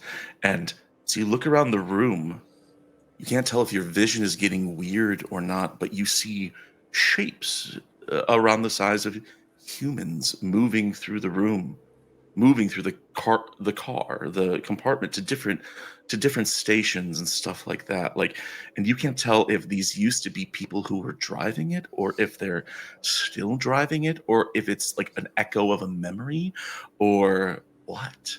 But you're alone, but you're not alone, if you know what I mean. Like, the machine has kept going somehow. So, Wines, you're going to take a D8 of stress here, 6 stress, I think, to mind, and then roll me a Fallout check as you like realize that like how is this thing a perpetual motion train? How has it kept running for centuries? Minor Fallout. You get a headache. Okay. It hurts.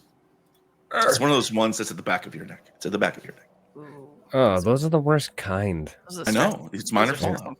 Yeah. So you kind of, I'm guessing for the party's look, it's like as Wines walks in, he's observing the entirety of the control panel. He also is kind of taking like, you see with his big ass armor, he just takes one step backwards, one step forwards, sways to the right, sways to the left.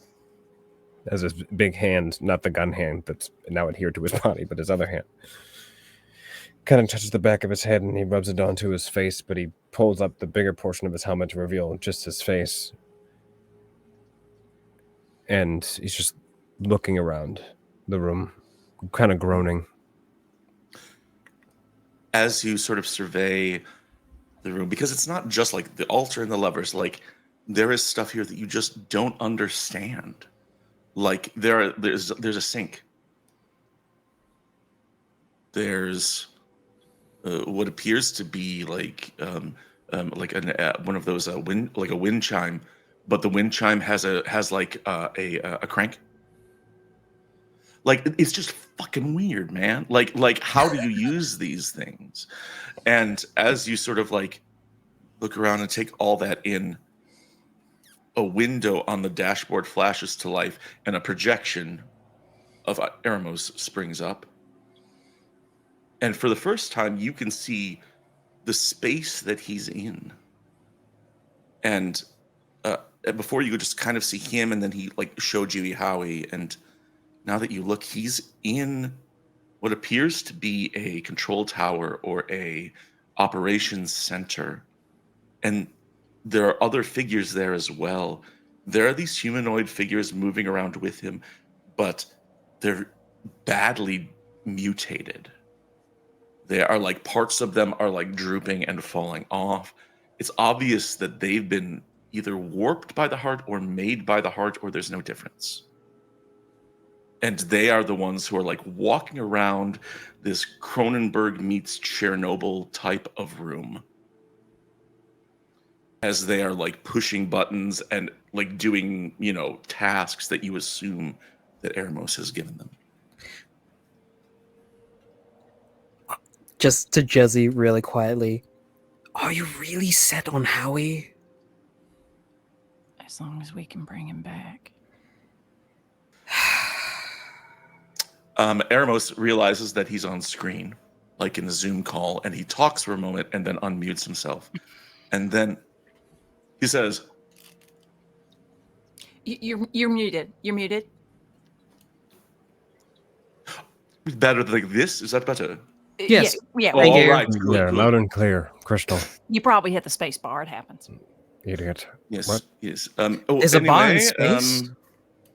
He says, It's the heart. now. He says, now. And two of the mutants behind him like pull some strings, and a banner drops down and says, congratulations. He says, you've made it. Hooray. Now, You had time to make a banner. I made this months ago. Right. You are the ones who have been falling behind. So we've made it, as you can see. I don't know. What can you see? I'm not there. Is there a way to control this thing? There seems to be some sort of flesh altar. Oh, well, all right. There's a crank wind chime. Mm-hmm. A sink to wash your hands. What sort of None of these were in my initial design. by the by, the train seems to have probably mutated quite a bit. You say that, and like just as you say it, like the train groans, but it's the kind of groan where someone who's really gassy, like you can hear their butt. Oh, It also seems to have indigestion. Oh, how unfortunate. Right. Yes, that's very strange. So, soon, if you'd like, we could fix that. But for the time being, let's see if we can't figure out how to drive this device. I'm willing to help if you'd like, but I'm sure that somebody in your group is smart enough to figure it out. And oh, I'm sorry. Before you get any bright ideas, and he again like grabs a Howie and like stands him up, and Howie has this look on his face like he is not impressed or not bothered by any of this.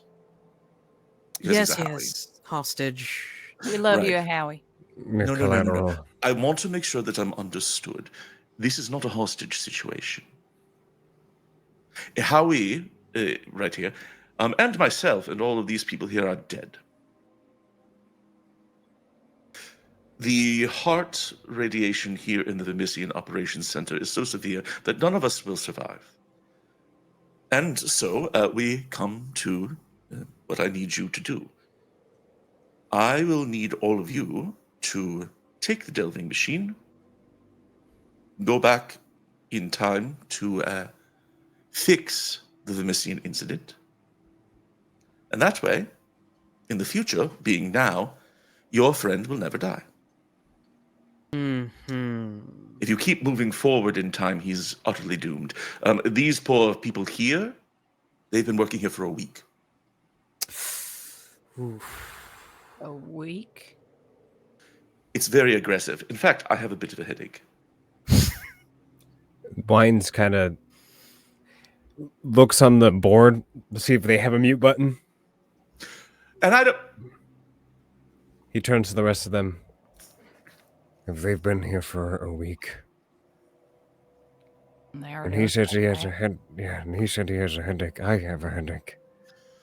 And he like you see Wines like scan the room, and there are people everywhere inside of here. Do you see them? Do we see them? Make me a discern check.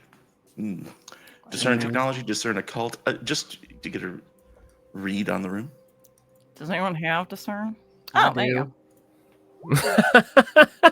Not a 10. Does anyone have discern? Well, I'll just shut up. Yep. It's like, all right. You see figures in the room, but Toby, as somebody with experience in dealing with ghosts, these aren't ghosts. These are manifestations of a staff. These are something that the train needed to keep going, and so it made them. But also, as you're looking around, Bill, they start to move with a gait, with mannerisms that are familiar. A few of them are running this way and trying different things, and others are pulling levers. And then you realize that there's 6 of them. Oh. And like you see one of them could be Anais, and one of them looks a little like Elric, and you start to identify them as other possibilities of where you go. It could be you in the future. It could be you in an alternate universe. It could not be you at all, but this train stays in motion. All right. That's great. I hate that. So It's you see always them. been us. And it always will be, apparently, judging from the elder Bill in the corner. You realize that Eremos is like still talking Oh, on sorry. mute. So, What do you mean it could be you? What are you talking about? There are figures. Always- in here. No. They are replicants or fragmentations of us from, I assume, different timelines, different Dimensions, possibly? That one's a Suppose. bill in a trashmunculus. That Chezzy is also a trashmunculus. Is there a crowd of people following these trashmunculi? I don't understand what you're talking about. Sorry. Wines takes his little personal bee friend that Jesse had given to him and whispers, "Do we really trust this guy? I mean, he's been dead for a week. I mean, where he's dead now? How he's dead? That doesn't make any sense. We saw him maybe a few days ago." Fine. Rami, do you have the original schematics of the control board? Maybe we can try and figure it out off of that. I could. What do you want me to do? Hold them up to the transmission, to the etheric vision board. I mean, it's the best we've got now. All right. And here. Bill will like, keep Rami talking. And he says, "All right, blah blah blah blah blah," and you start talking tech with Rami. Oh, by the way, And, Tommy, did you have business with Ptolemy Bay? So I'd like a roll here to see if we can keep him busy so he can't notice what else is going on. Do you think that's fair? May I compel? compel? Yeah. What would compel? Technology? I don't have tech, but I can certainly try. I'll yeah. I think that compel technology is probably good. Maybe compel. Would you take me weaving in magic words to keep him occupied? Sure, compel occult is okay. Yeah, I'll say it's risky though. It's risky. Which means that it's standard. Which means it's standard. A heart deep Oh my wrist. God. Thank God. Jesus, look at those compel occult skills. That's crazy. So A he bunch is. of ones. Oh, why did I roll twice? He is entirely distracted. Let me roll a d10 here. Oh yeah. This is like if he had a resistance, he would be enthralled by this conversation. And like as he keeps going, he starts saying things like, "You know, Bill, out of all of the group, you're the one I find the most tolerable. I've worked with humans before. Thank you. I find you. And they're not all bad." I find you tolerable for an Elfia. Oh, well, that's some sort of a compliment, I suppose. All right, so here are the schematics, and he's like holding it up for you to look at to see if you can get a hold of it. And I'm not studying them at all. I'm just You think- stroking I my am. chin. ooh, Jesse okay, interesting. Absolutely is. Jesse, make me a discern technology. All right. I also do not have discern. Since we're attempting to use this to hunt his ass down, would you allow me to use hunt technology? Sure. Okay.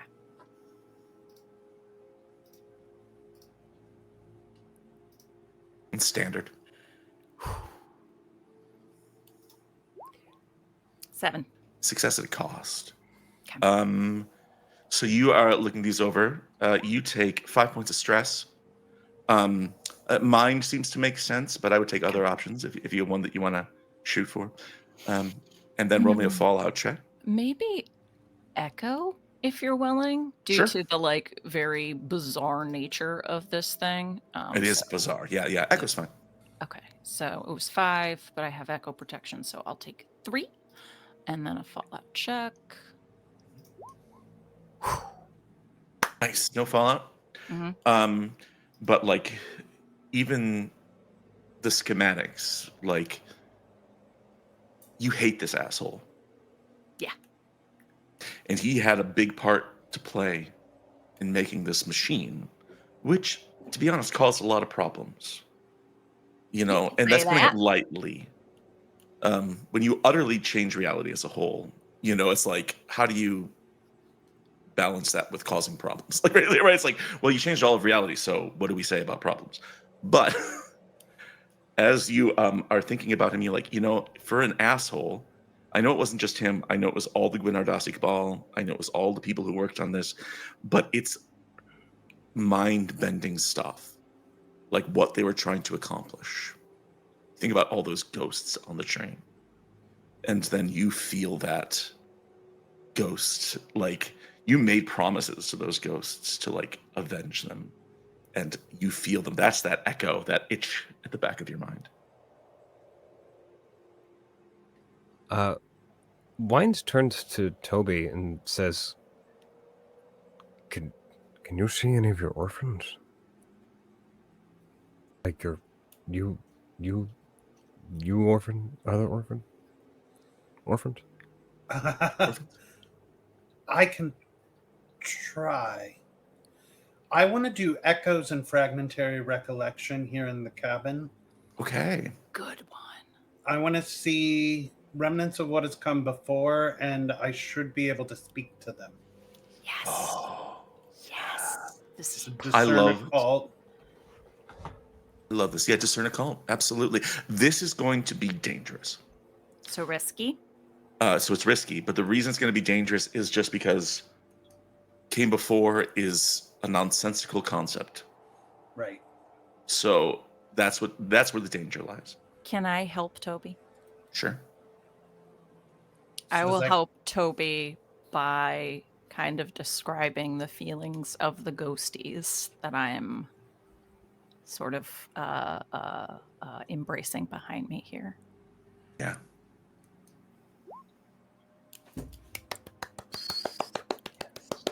With an 8, success with no stress. There are no... The shadows and shapes that move around, they are not ghosts. They're potential. They're a possibility. They are if we hads. You know what I mean? Mhm. And it could be that they're you, but that might not even be the right question. It could be that it's just that possibility of that happening. However, there are ghosts here. Because in the walls of the machine, and in the workmanship, and in the design, and the care, and the effort, you can sense the presence of the ghosts of the Gwenardasi Cabal. It's like part of them is in the machine, and you could communicate with them if you needed to. I say, okay, Gwenardasi, you want us to avenge you? Teach me how to pilot this thing. Yes. Yes, take control.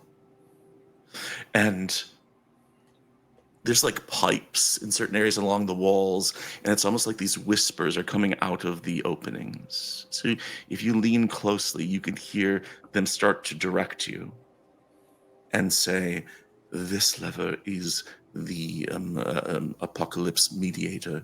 This gauge over here measures etheric resonance. And so they're like giving you all these, and a lot of this stuff doesn't make sense, but if you pass it along, like if you start echoing to people like Jezzy and Wines, like that's like, okay, all right. And Bill hears the magic stuff. He's like, yeah, okay. And you start to get a feel for it. I And just we'll say- start. Yeah. I become a full-on medium, and I just start speaking what they're saying. Mute, Yeah. mute on the thing. Mute. Yeah, we'll mute ourselves. Yeah. Wait. Bill, ask him a question that involved a really elongated answer. By the way, Rami, do you happen to do business with Ptolemy Bay? Ptolemy Bay. Everyone does business with Ptolemy Bay, whether they want to or not. Can I take the phone call into a separate room? Look at us speaker. Yeah. So Get the I have- handset. I have some very good news for you. Apparently, there's Right. an opening in management because Ptolemy Bay is dead. Oh, I don't suppose that's. Well, I suppose you could see it as being good. It doesn't have to be considered to be good. I mean, after all, loss of commerce is going to be a problem for the city. But any place that there's a vacuum is a chance for other industries to. It just goes on and on. I'm sorry, Rami. What was that loves for hearing going through a himself talk. tunnel? So the crank is the acceleration, right? And then as fast as these wind chimes go, that's how So fast here's we're going to go. And Here's then what I'm going to say. the sink is actually, you turn on the hot water, but you don't want it to be too hot, all right? So you got to get a little Because you bit need of some cold in steam, there. but not a lot of steam. slow pull on the apocalyptic meter, man. There's not too much cataclysm ends up making its way around the entirety of our traveling. Yes. All right. Here's what I'm going to say. With that success, Toby, roll me a d8. We're going to say that the piloting of the machine has a resistance of 10. No protection. So now it's at an 8. So you're figuring it out as you go, but other rolls will have to be like, okay, can we get control of this thing? No. Okay. Did my hunt technology count toward that resistance? Yeah, that makes sense. Roll me another d8. Okay. It comes bees. So there's 6 resistance left. You're starting to get the hang of it, but it's so alien and otherworldly that it's still shaky. And you figure, okay, well, the easy stuff is this is forward. You know, this is like you can like kind of gently guide it from one direction to another. And as you get the controls, Toby, or whoever is getting the controls, if you share it, it might take several people at once to operate. Whoever is doing that, you start to get the sense that the machine itself is not going forward. It is going inward, but perpetually. If the heart is the center of a never-ending spiral, this machine is getting closer and closer, forever getting toward the heart itself to pierce it as it did once and will do again or hasn't done, etc., etc. It's an asymptomatic curve. It will never reach the heart, but at the controls you realize that is within your power. You could press it to pierce the heart and unleash even more madness into the world.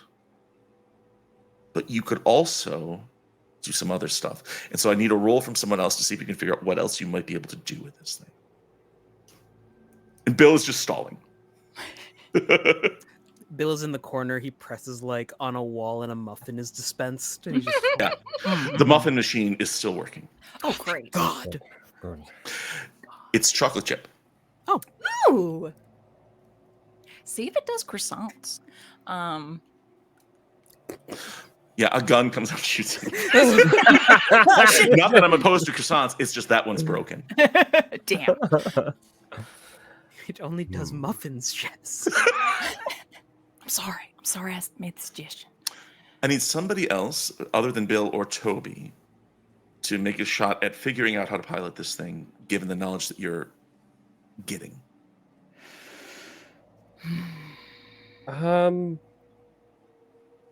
Jesse, unless you're going to.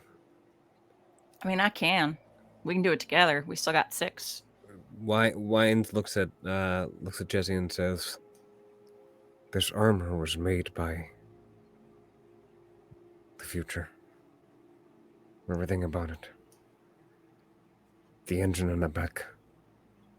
Nothing I've ever seen before. Just like the weapons and technology that I have, I can try to fuse the armor to the control panel. But I don't know what it might do. It might know more.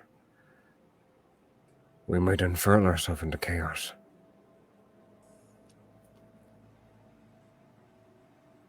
You want to call that our last resort? You have something else in mind? I have an idea. Could I use, as we're working with this, my perfect machine? You see that cogs That's your fix-it. gear. Yes, my Mr. Fix-It. Cogs, gears, and engines are just echoes of the infinite, staggering majesty that is the hive. Given some time, you can repair technological devices, even if you Sure. don't have the right parts. Yeah. So perhaps utilizing that Yeah. to So like try. amend technology, Mm-hmm. and if you're successful, that would Mhm. also count towards learning how to like use the thing because it's being more effective. Yeah. Yeah. Okay. Mend technology.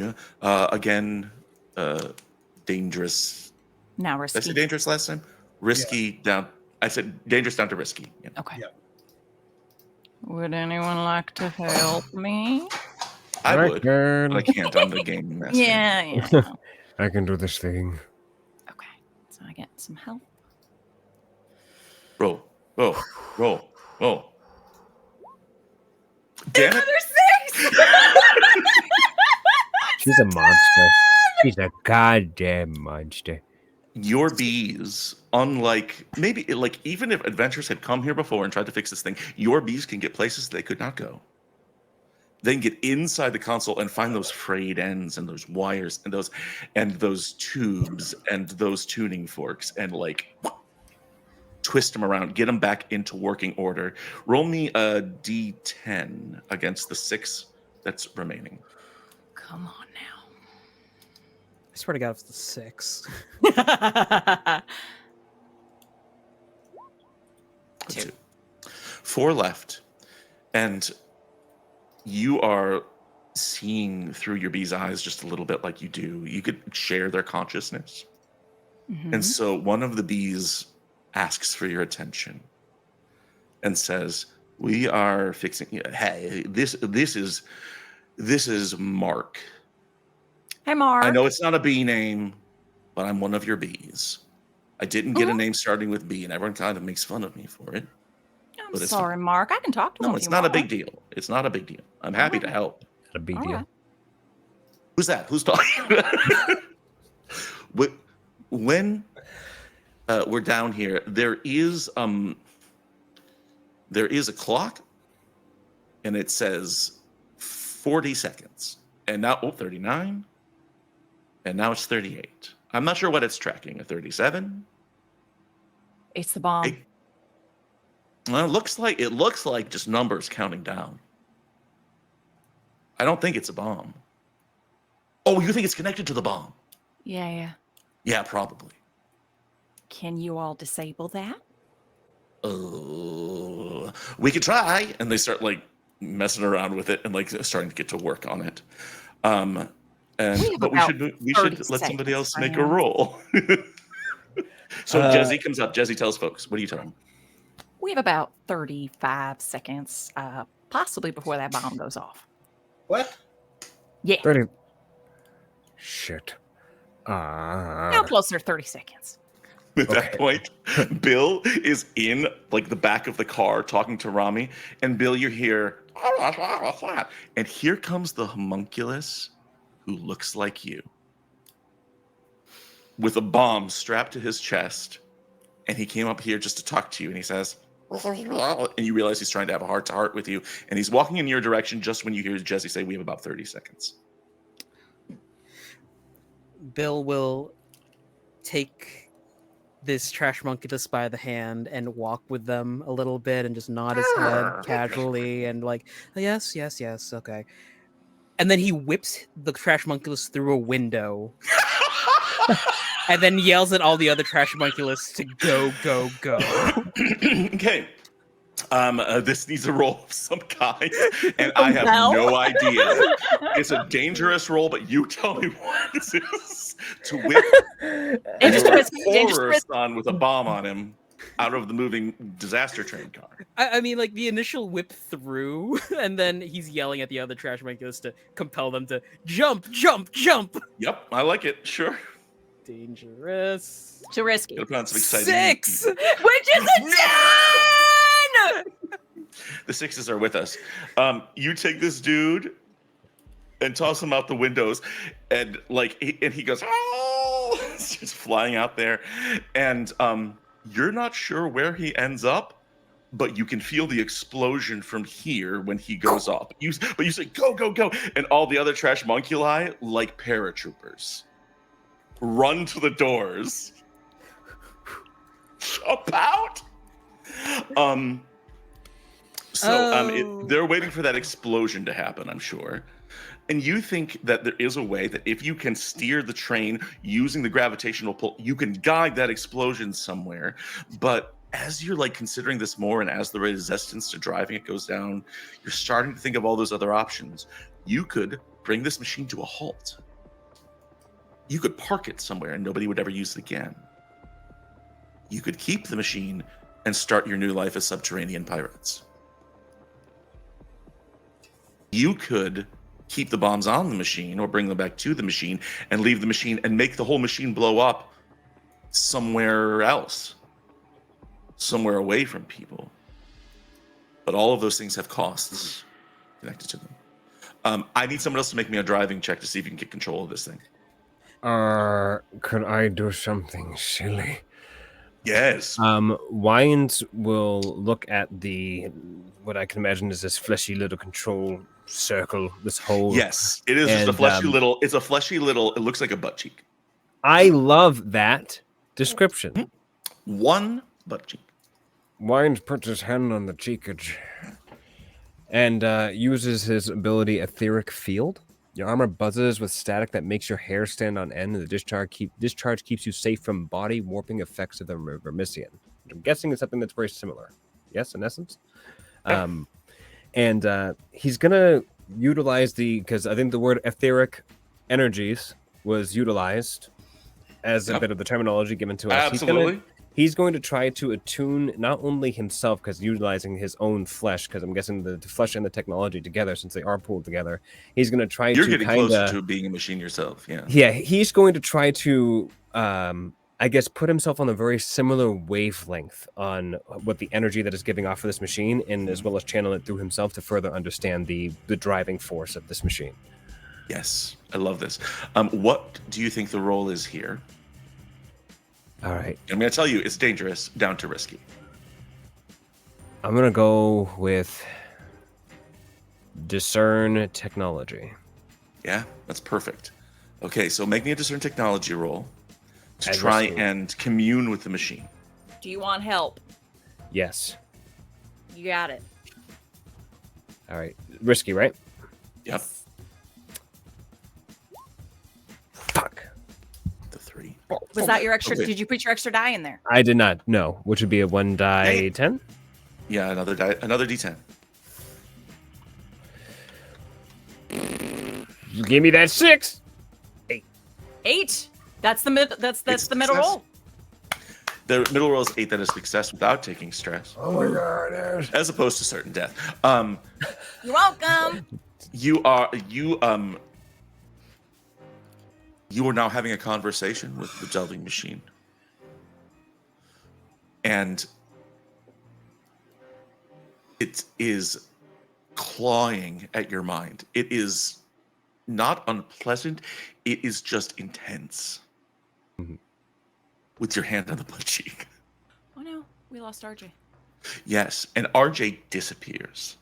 No. Mhm. You cause RJ to vanish. Not Bill. RJ. You don't even know Bleeding who into our RJ reality is. where RJ does not exist. Yep, exactly. You can you can't understand this machine, but you can sympathize with it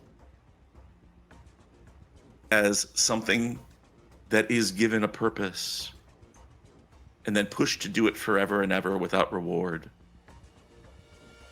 And so you feel like you have the beginning of an understanding with this thing. Roll me a d8. And the resistance is still at a, what is it at now? A 6? 5? 4? No, we Six. just took another 2 off, so it was 4. at 4. Yes. It's a 4. This is a d8. A 4 puts you in control of the delving There machine. he is. And brings RJ back from the Yes. Welcome back. It was me the entire time. So roll me a d8, Derek. Damn it. Free. Nice. It goes down to 1, and you're almost there. But I think that the reality that sets in here is that the one thing that's missing to take control of this thing is some sort of a sacrifice. And I won't tell you what that sacrifice is, but in a control booth where they have altars and arcane and occultism and all this other stuff, it's like someone needs to give something up here. And you're the first person to realize that, Wines, unbelievable as that may be. Mm-hmm. Wines, as as the etheric energy is just pulsing through him as he tries to connect and to have some synergy with this ancient machine or new machine or forever machine or forever machine. You could see the electricity just. It looks like it's not bellowing out from him, but going in. And it's like an exchange itself, like the electricity from arc, the walls yeah. and the arc is just hitting them almost like he himself is a pylon. You would see that the engine that is in the back of his armor is raging. Yeah. Raging with energy. Almost it in itself is going full tilt. Once. Wines looks to the rest of the group behind them and says, "Every second is a gamble, right?"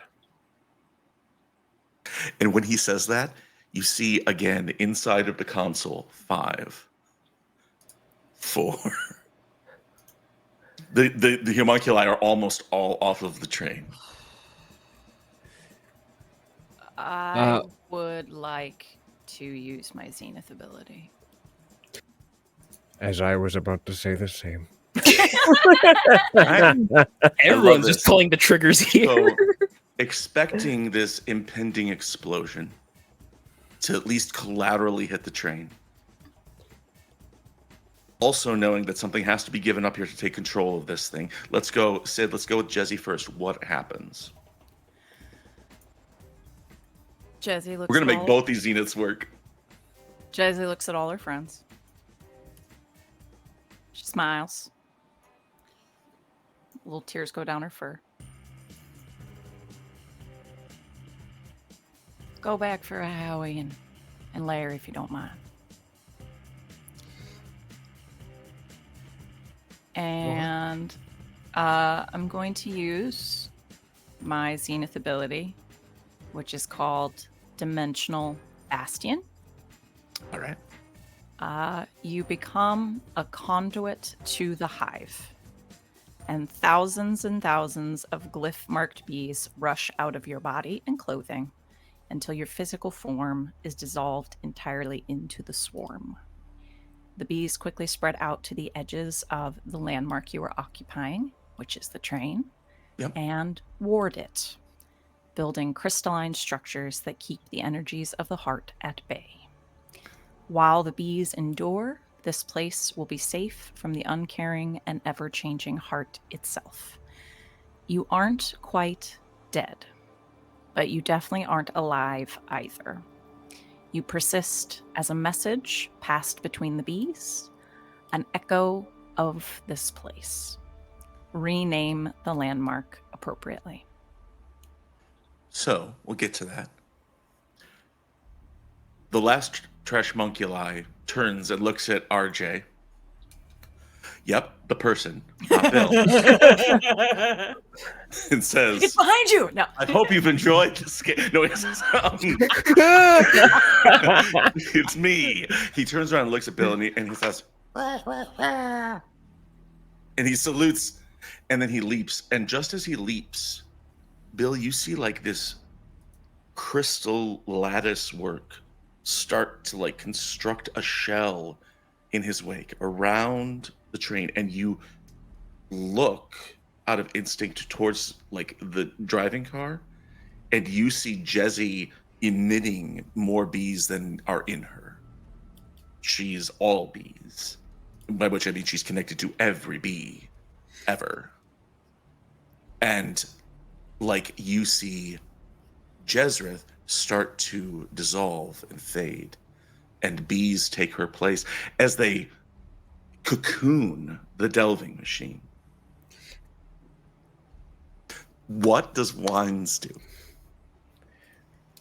Wines, after saying that every second is a gamble, I use my Zenith ability, Perpetual Motion Engine. The heart seed that is inside of the back of the suit that he had gotten from Old Wines. Years of heart's blood radiation and forbidden knowledge culminate into your ultimate work. An engine powered by a throbbing heart seed, a source of wild and limitless power as it connects to the delving machine. The me and the delving machine become one. And upon implantation of this mighty suit's furnace, I become an unstoppable force within the cities beneath. And I indeed can never stop moving. So, if you'll let me, the floor parts, just a small window of this car. And even though this train left the tracks long ago, there, crackling and sparking beneath the car, you see the third rail. And you know that this is communion.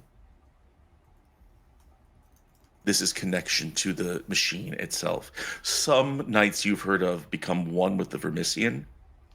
Not you, baby. Not me. You're too cool for that. So Wines reaches out and touches the rail and is gone. Just as Jezzy is gone. And you hear the explosions rattling that crystal frame, that shell, that, cocoon. But none of it gets through. And just at that moment, the train starts to respond to your emotions. Like, you feel the grief of losing two people. The two of you. And Toby, who long ago became inured to death. Death was almost maybe boring. Beautiful, but typical.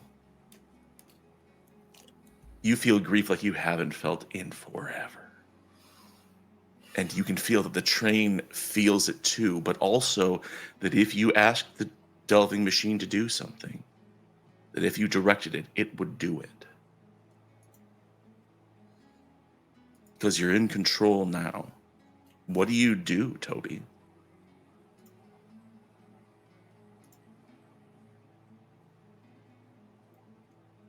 The ghosts still need avenged. Mm-hmm. Yeah. Bill, Yeah. we gotta kill Rami.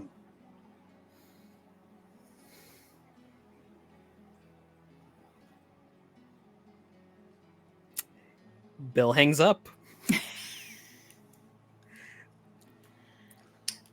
Bill hangs up. If we go there, we don't come back. The delving machine can take us to any point in time, correct? Yeah? Let's take it to the inception then. Gotcha. Where do you go? Rami was originally one of the people who helped design the machine, correct? Yeah, he was a noble who lived in Spire with other High Elfir. He was rich and powerful and respected. Bill looks at Toby, nods his head, and says, "Let's crash the fucking train into the spire." Yes. Fucking right. yes. So, we see the two of you at different locations, but as you start to move it, those possibility figures, they start to become more concrete, and they're helping. They're pushing and pulling. You see your friends who aren't here. You see Elric's hand reach out of a cottage door and pull a lever. You see Anais send her little weird ass possum out there to start flicking knobs and switches. See a bunch of bees still working inside. You see Wines complaining, and it's right. You're muted, but I can't. Sucks. I'm so tired. And a faint train whistle.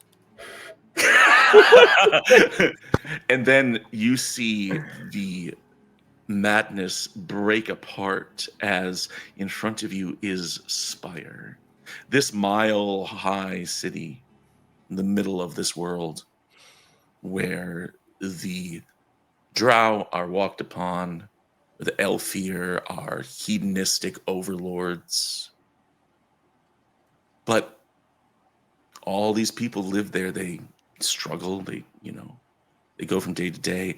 And the train bursts into that reality, but they're all moving in slow motion because the train is moving so fast that everyone else is achingly slow. And you head towards the foundation of Spire, and you burst through, and we hear the explosion, but I think the screen goes black. I'd like rolls from each of you to see if you survive this incident. Endure is the ideal choice, but if you have other options, now I would take them. Can I have a small conversation with Toby before this? Yes, bullet time. So we're probably going to die doing this. Yeah. Yeah. But inadvertently, if we do crash into this, then all of that stuff gets reset and we might not, have ever met and yada, yada, yada. Yeah. I've got a wacky idea. What other ideas do you have? You want to get sealed into the stone chorus?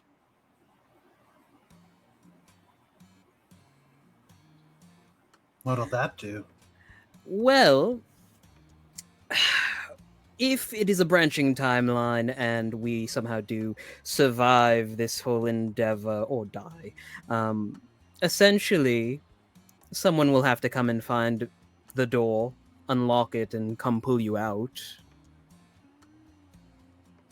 But you'd still be around to do stuff afterwards. Yeah. Let's do it. Fun! Hey, Jezzy, Wines, if you can still hear us, we will probably see you in a millennia or so. And Bill will Buzz. reach his hand out for Toby. Sucks. I give my hand. Too long. No. Gay. Yay. Okay. RJ, take the reins. What happens? You can only cast a spell once, but when you do so, automatically, without needing to roll, a creature entity you are touching is sealed away into the stone course's prison eternally. You become part of the mechanism that locks the door and cease to exist in any meaningful sense. Nothing can free the target from its prison short of you, the door agreeing to open. So, Bill's turning into a door that has a sad boy inside. It's like these stone pillar-like worms surround them and slowly leer over them and just sink them into the ground. Yes. God, what's the image? If you've ever played Dark Soul 1, it's the eel with human teeth. Oh, yeah.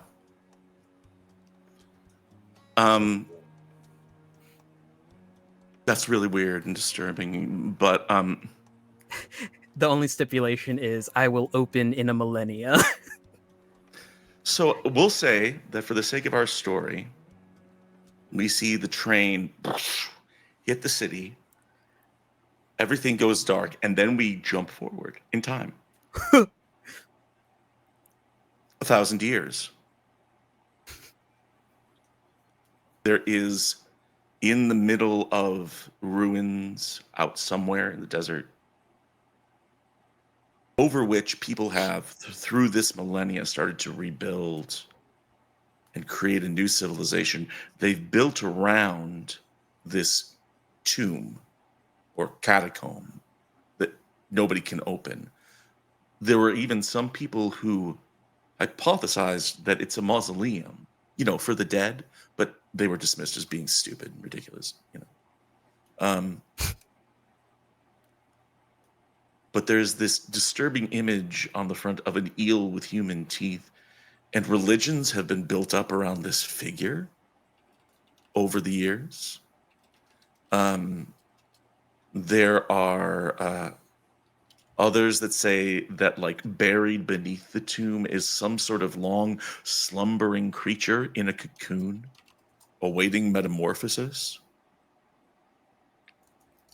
And one day, RJ, what happens? The door just starts to open?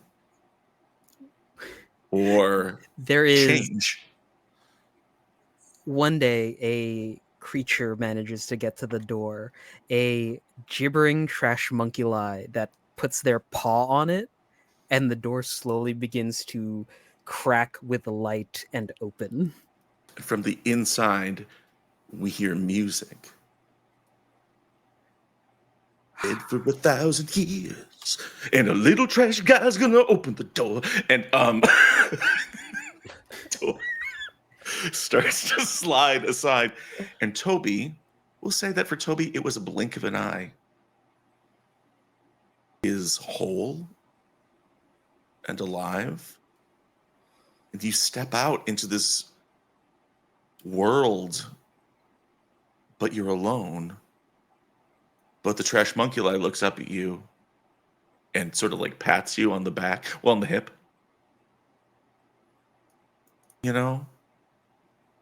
And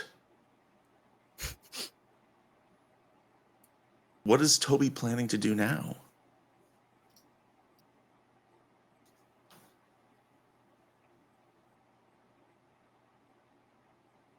Stories need to be told. Yeah.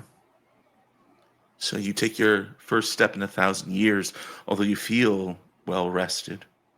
You feel, to put it very strangely, alive. And as you step down, reality rips open, and a bruised and battered Ptolemy Bay crawls out of the rip. And he's like, no, you don't get off that easy, you little motherfucker. And he gets his fist up ready to punch you. What does Wines do? As soon as his hand raises up, an even bigger hand comes shooting out of the earth and stops the hand coming right at Toby. You have the wonderful ability of Deus Ex Machina, which means that only you'll be able to use once by a single player character. When you're outside of a landmark, you or an ally suffers major or critical fallout. An inhuman collection of meat and twisted metal, the Vermisian Night, rises from, and I can imagine as it's the hand, and then pushing above that is a rest of this just clumped up steel, squishy mass of machine and man comes lifting up Ptolemy Bay and looking at him. And then on the other hand, he flicks something over towards Toby, and it's the chip. Homunculus grabs it.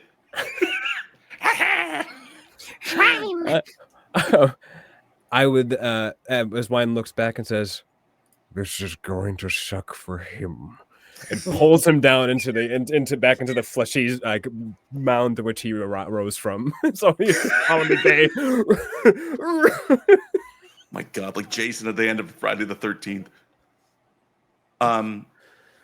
RJ is so here are my questions as we start to close up. RJ, is Bill a tomb forever? He is a door forever. I love this. He's adorable. He's the doorman. Adorable. He's what he is. My other question is somebody built a new society here and made a new haven. Sid, what is that society? That society is full of people that have been changed by the heart or were changed by the heart before all of reality broke. And the mayor is a human Larry. And the name of the haven is Welcome to Larry's. Love it. And so that's where Toby lives the rest of his days. Once in a while, when Toby's in trouble, as much as he tries to maybe stay out of trouble, I don't know, Wines shows up and stops whoever's trying to hurt him, but then disappears because he's not quite Wines, but he's forever. Toby, what else does Toby do to pass the time in this new life? Does he go and visit Bill? Does he try to unearth the machine? No. The machine stays where it is. He visits Bill. I think he sets up a little business, helping people deal with their grief. And he meets a nice guy who sells Mediterranean food. Kebabs. We see a scene, like I think there's a scene where he says, "You know, I was thinking of opening a kebab stand." Yes. What? Yes, I will. You will okay. Open a kebab stand, and the weirdness rests. The heart seems it's not sleeping. It might come back, or maybe you're just living in a branch where it's just dormant.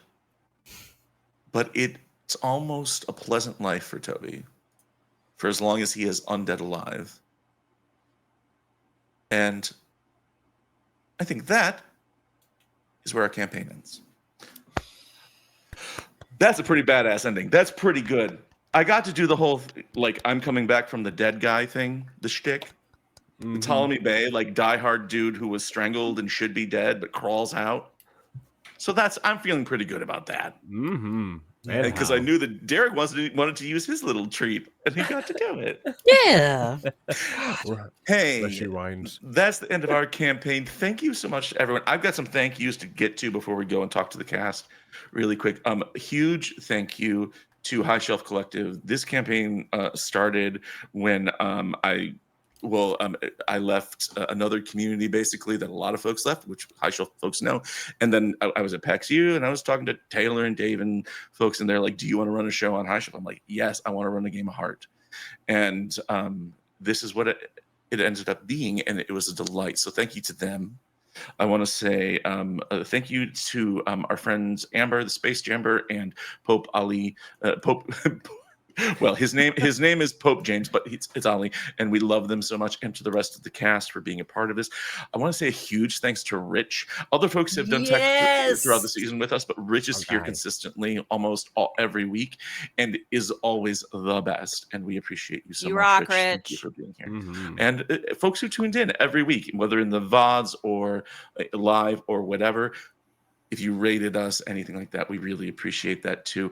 And last but not least, to Rowan, Rook, and Descartes, to Grant Howitt, to Gareth, Ryder Hanrahan, who wrote this setting for Heart, and to everybody else over there. Rowan, Rook, and Descartes are my favorite games publishers. They publish stuff that speaks to me more than other stuff. Honey Heist, Eat the Reich. Oh my God. If you haven't played Eat the Reich, you're a vampire who's airdropped into Paris to drink Hitler's blood and kill a bunch of Nazis. And that's the whole game. And it's amazing. Yes. Like fucking Heart Spire. They've got a new game coming out called Void Heart Symphony. There's also a brand new backer kick that just started for another Heart expansion called Ways and Means. And I jumped on and supported that today. It's got new classes.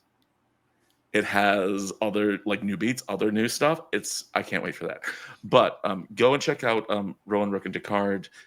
They are amazing and they deserve your support. Now, cast, I love you so much. I'm going to try to remember my favorite moments of the day, but we'll go around in reverse order. Benji, did you expect Toby to be the final girl?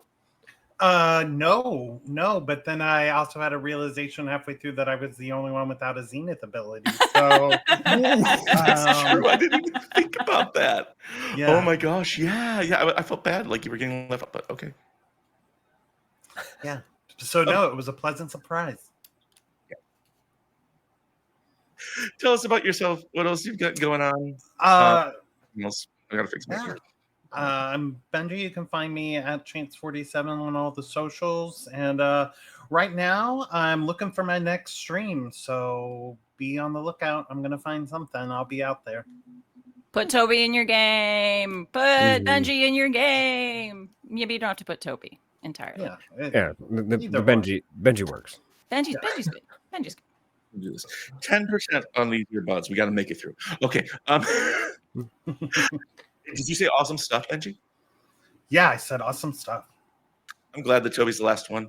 I love that Toby persists. I think my favorite Toby moment, it was somewhere toward the end. Shoot, you picked up on my joke and you had great comic. Oh, it's the husband. Where he says, I want to start a kebab stand. And like, yes. Fantastic. Over to our friend Derek. Derek. See, that's me. Well, first off, I just want to say, the fact that Resident Sad Boy ended up getting the happy ending to me is it's the perfect sugar cube inside the tea. Like, let's all drink. Like, absolutely amazing. Drink. Yeah, my name is Derek from Atop Derek Mountain. You can find me on that name on every single platform from YouTube, TikTok, all the way to Twitch. I stream as much as I possibly can, and beyond the means of that, I too will look for another wonderful opportunity to be able to RP with these wonderful human beings. I can say that I've had the pleasure of being able to be in parties with Doc and be able to experience his mind, and to be able to get this type of experience and the greatest expansion of his talent and his ability to just paint a beautiful world for us to be able to dive deep into has been just nothing but a pleasure. And thank you guys so much for being so accepting to the weird, to the fun, and to just the overall just wonderful story we went ahead and created in less than 13 episodes. This was an absolute pleasure. So thank you. I love that Wines got to have his big Xena thing at the end, but my favorite Wines moment was there was a moment with like vulnerable humility. Like just before it's like, hey, I get it, blah blah blah. And then it was like, oh, that's the stuff. Like there's this great moment where it was like, yeah, it felt so good. And I forget what it is, but I gotta go back and find it. But it was tis the mask. Yeah. The mask the off. Mask off, motherfucker. So thank good. you. I'm one of you. Love it. I'm one of you. So much. Let's go to RJ. I love that it ended up with Bill having a trash monkey-less kid. Full circle. Killed me. We finally told him too. We've just been hinting at it for 12, at least 10 episodes. And we finally fucking told him, dude, you got to third base with some trash monkey-lie. It was wild. And you're just now telling me. But sometimes that's all it takes. Mm-hmm. Oh, with a trash monkey-lie. I've had worse. You have had worse, and her name was Grimgall. Actually, top 3. She took off the benches, and she's. No, she's We'll talk about that after the stream. Anyway, RJ, tell us more about yourself and stuff. Hello, everybody. My name is RJ. You can catch me at RJustice282, as I said earlier, on all the socials. You can catch me and Sid on Saturdays where we're playing Blades in the Dark, and it is getting spicy. God, we got betrayed as like the person we're trying to convert gets shot in a jail cell, and now his like pseudo daughter is carrying him out to a riot. Oh, and we're being attacked by a Leviathan. Yeah. Yeah. You'd never find crazy stuff like that in this game. No. Yeah, for sure. Other than that, we're recording some Changeling the Lost over on Hype Goblin's channel on Thursday. It's going to be part 2. I'll be revising my role as a winter fae who's into horror movies and is turning a campus into his own little murder set. Oh, fun. I like that for him. Yeah. Oh, headcanon that there's a legend by the door that Bill is. If you offer a coin or a magic item, it'll sing your fortune to you. Love that. I think my favorite, God, this is, I would say it's my favorite Bill moment. It's really my favorite RJ moment for how on top of things you were, because there was that moment where you're like, if we survive, go back to the shop and tell the blue finger guy to go back and kill me. Which is like, So you good. gave the reason. And like, there wasn't one. And that's so good. Oh my gosh. Yeah, It was amazing. It was so top tier choice stuff. Thank you. Thank you, RJ. Thanks. We love you. Go watch RJ and stuff. Sid, I would do anything for you. I would die for you. And I want you to know that somewhere, somehow, a Howie is alive because he is invincible and immortal. He is. He's survived 3 But I had to use him seasons. as hostage. Oh, well, of course. No, Howie has survived 3 seasons of a. It's about the Revolutionary War. Yep, 100%. And he can survive 100%. a bomb. Psh. A Howie breaks Yeah. the fourth wall. A Howie is basically Deadpool. Howie he's is the bomb. fine. Howie is the bomb. Hey. And right back at you. I adore you. Doc and I go way back, and I love playing in any game with Doc, whether as a fellow player or as a GM. Doc is Thank you. amazing. Put Doc in all of your games. The end. Yeah. Thank you. I think Jesse's happy as a shell. I think so. And I think Yeah. I think maybe like also there's this idea that there are other timelines out there where Larry's a human again, and Jesse and Larry are happy.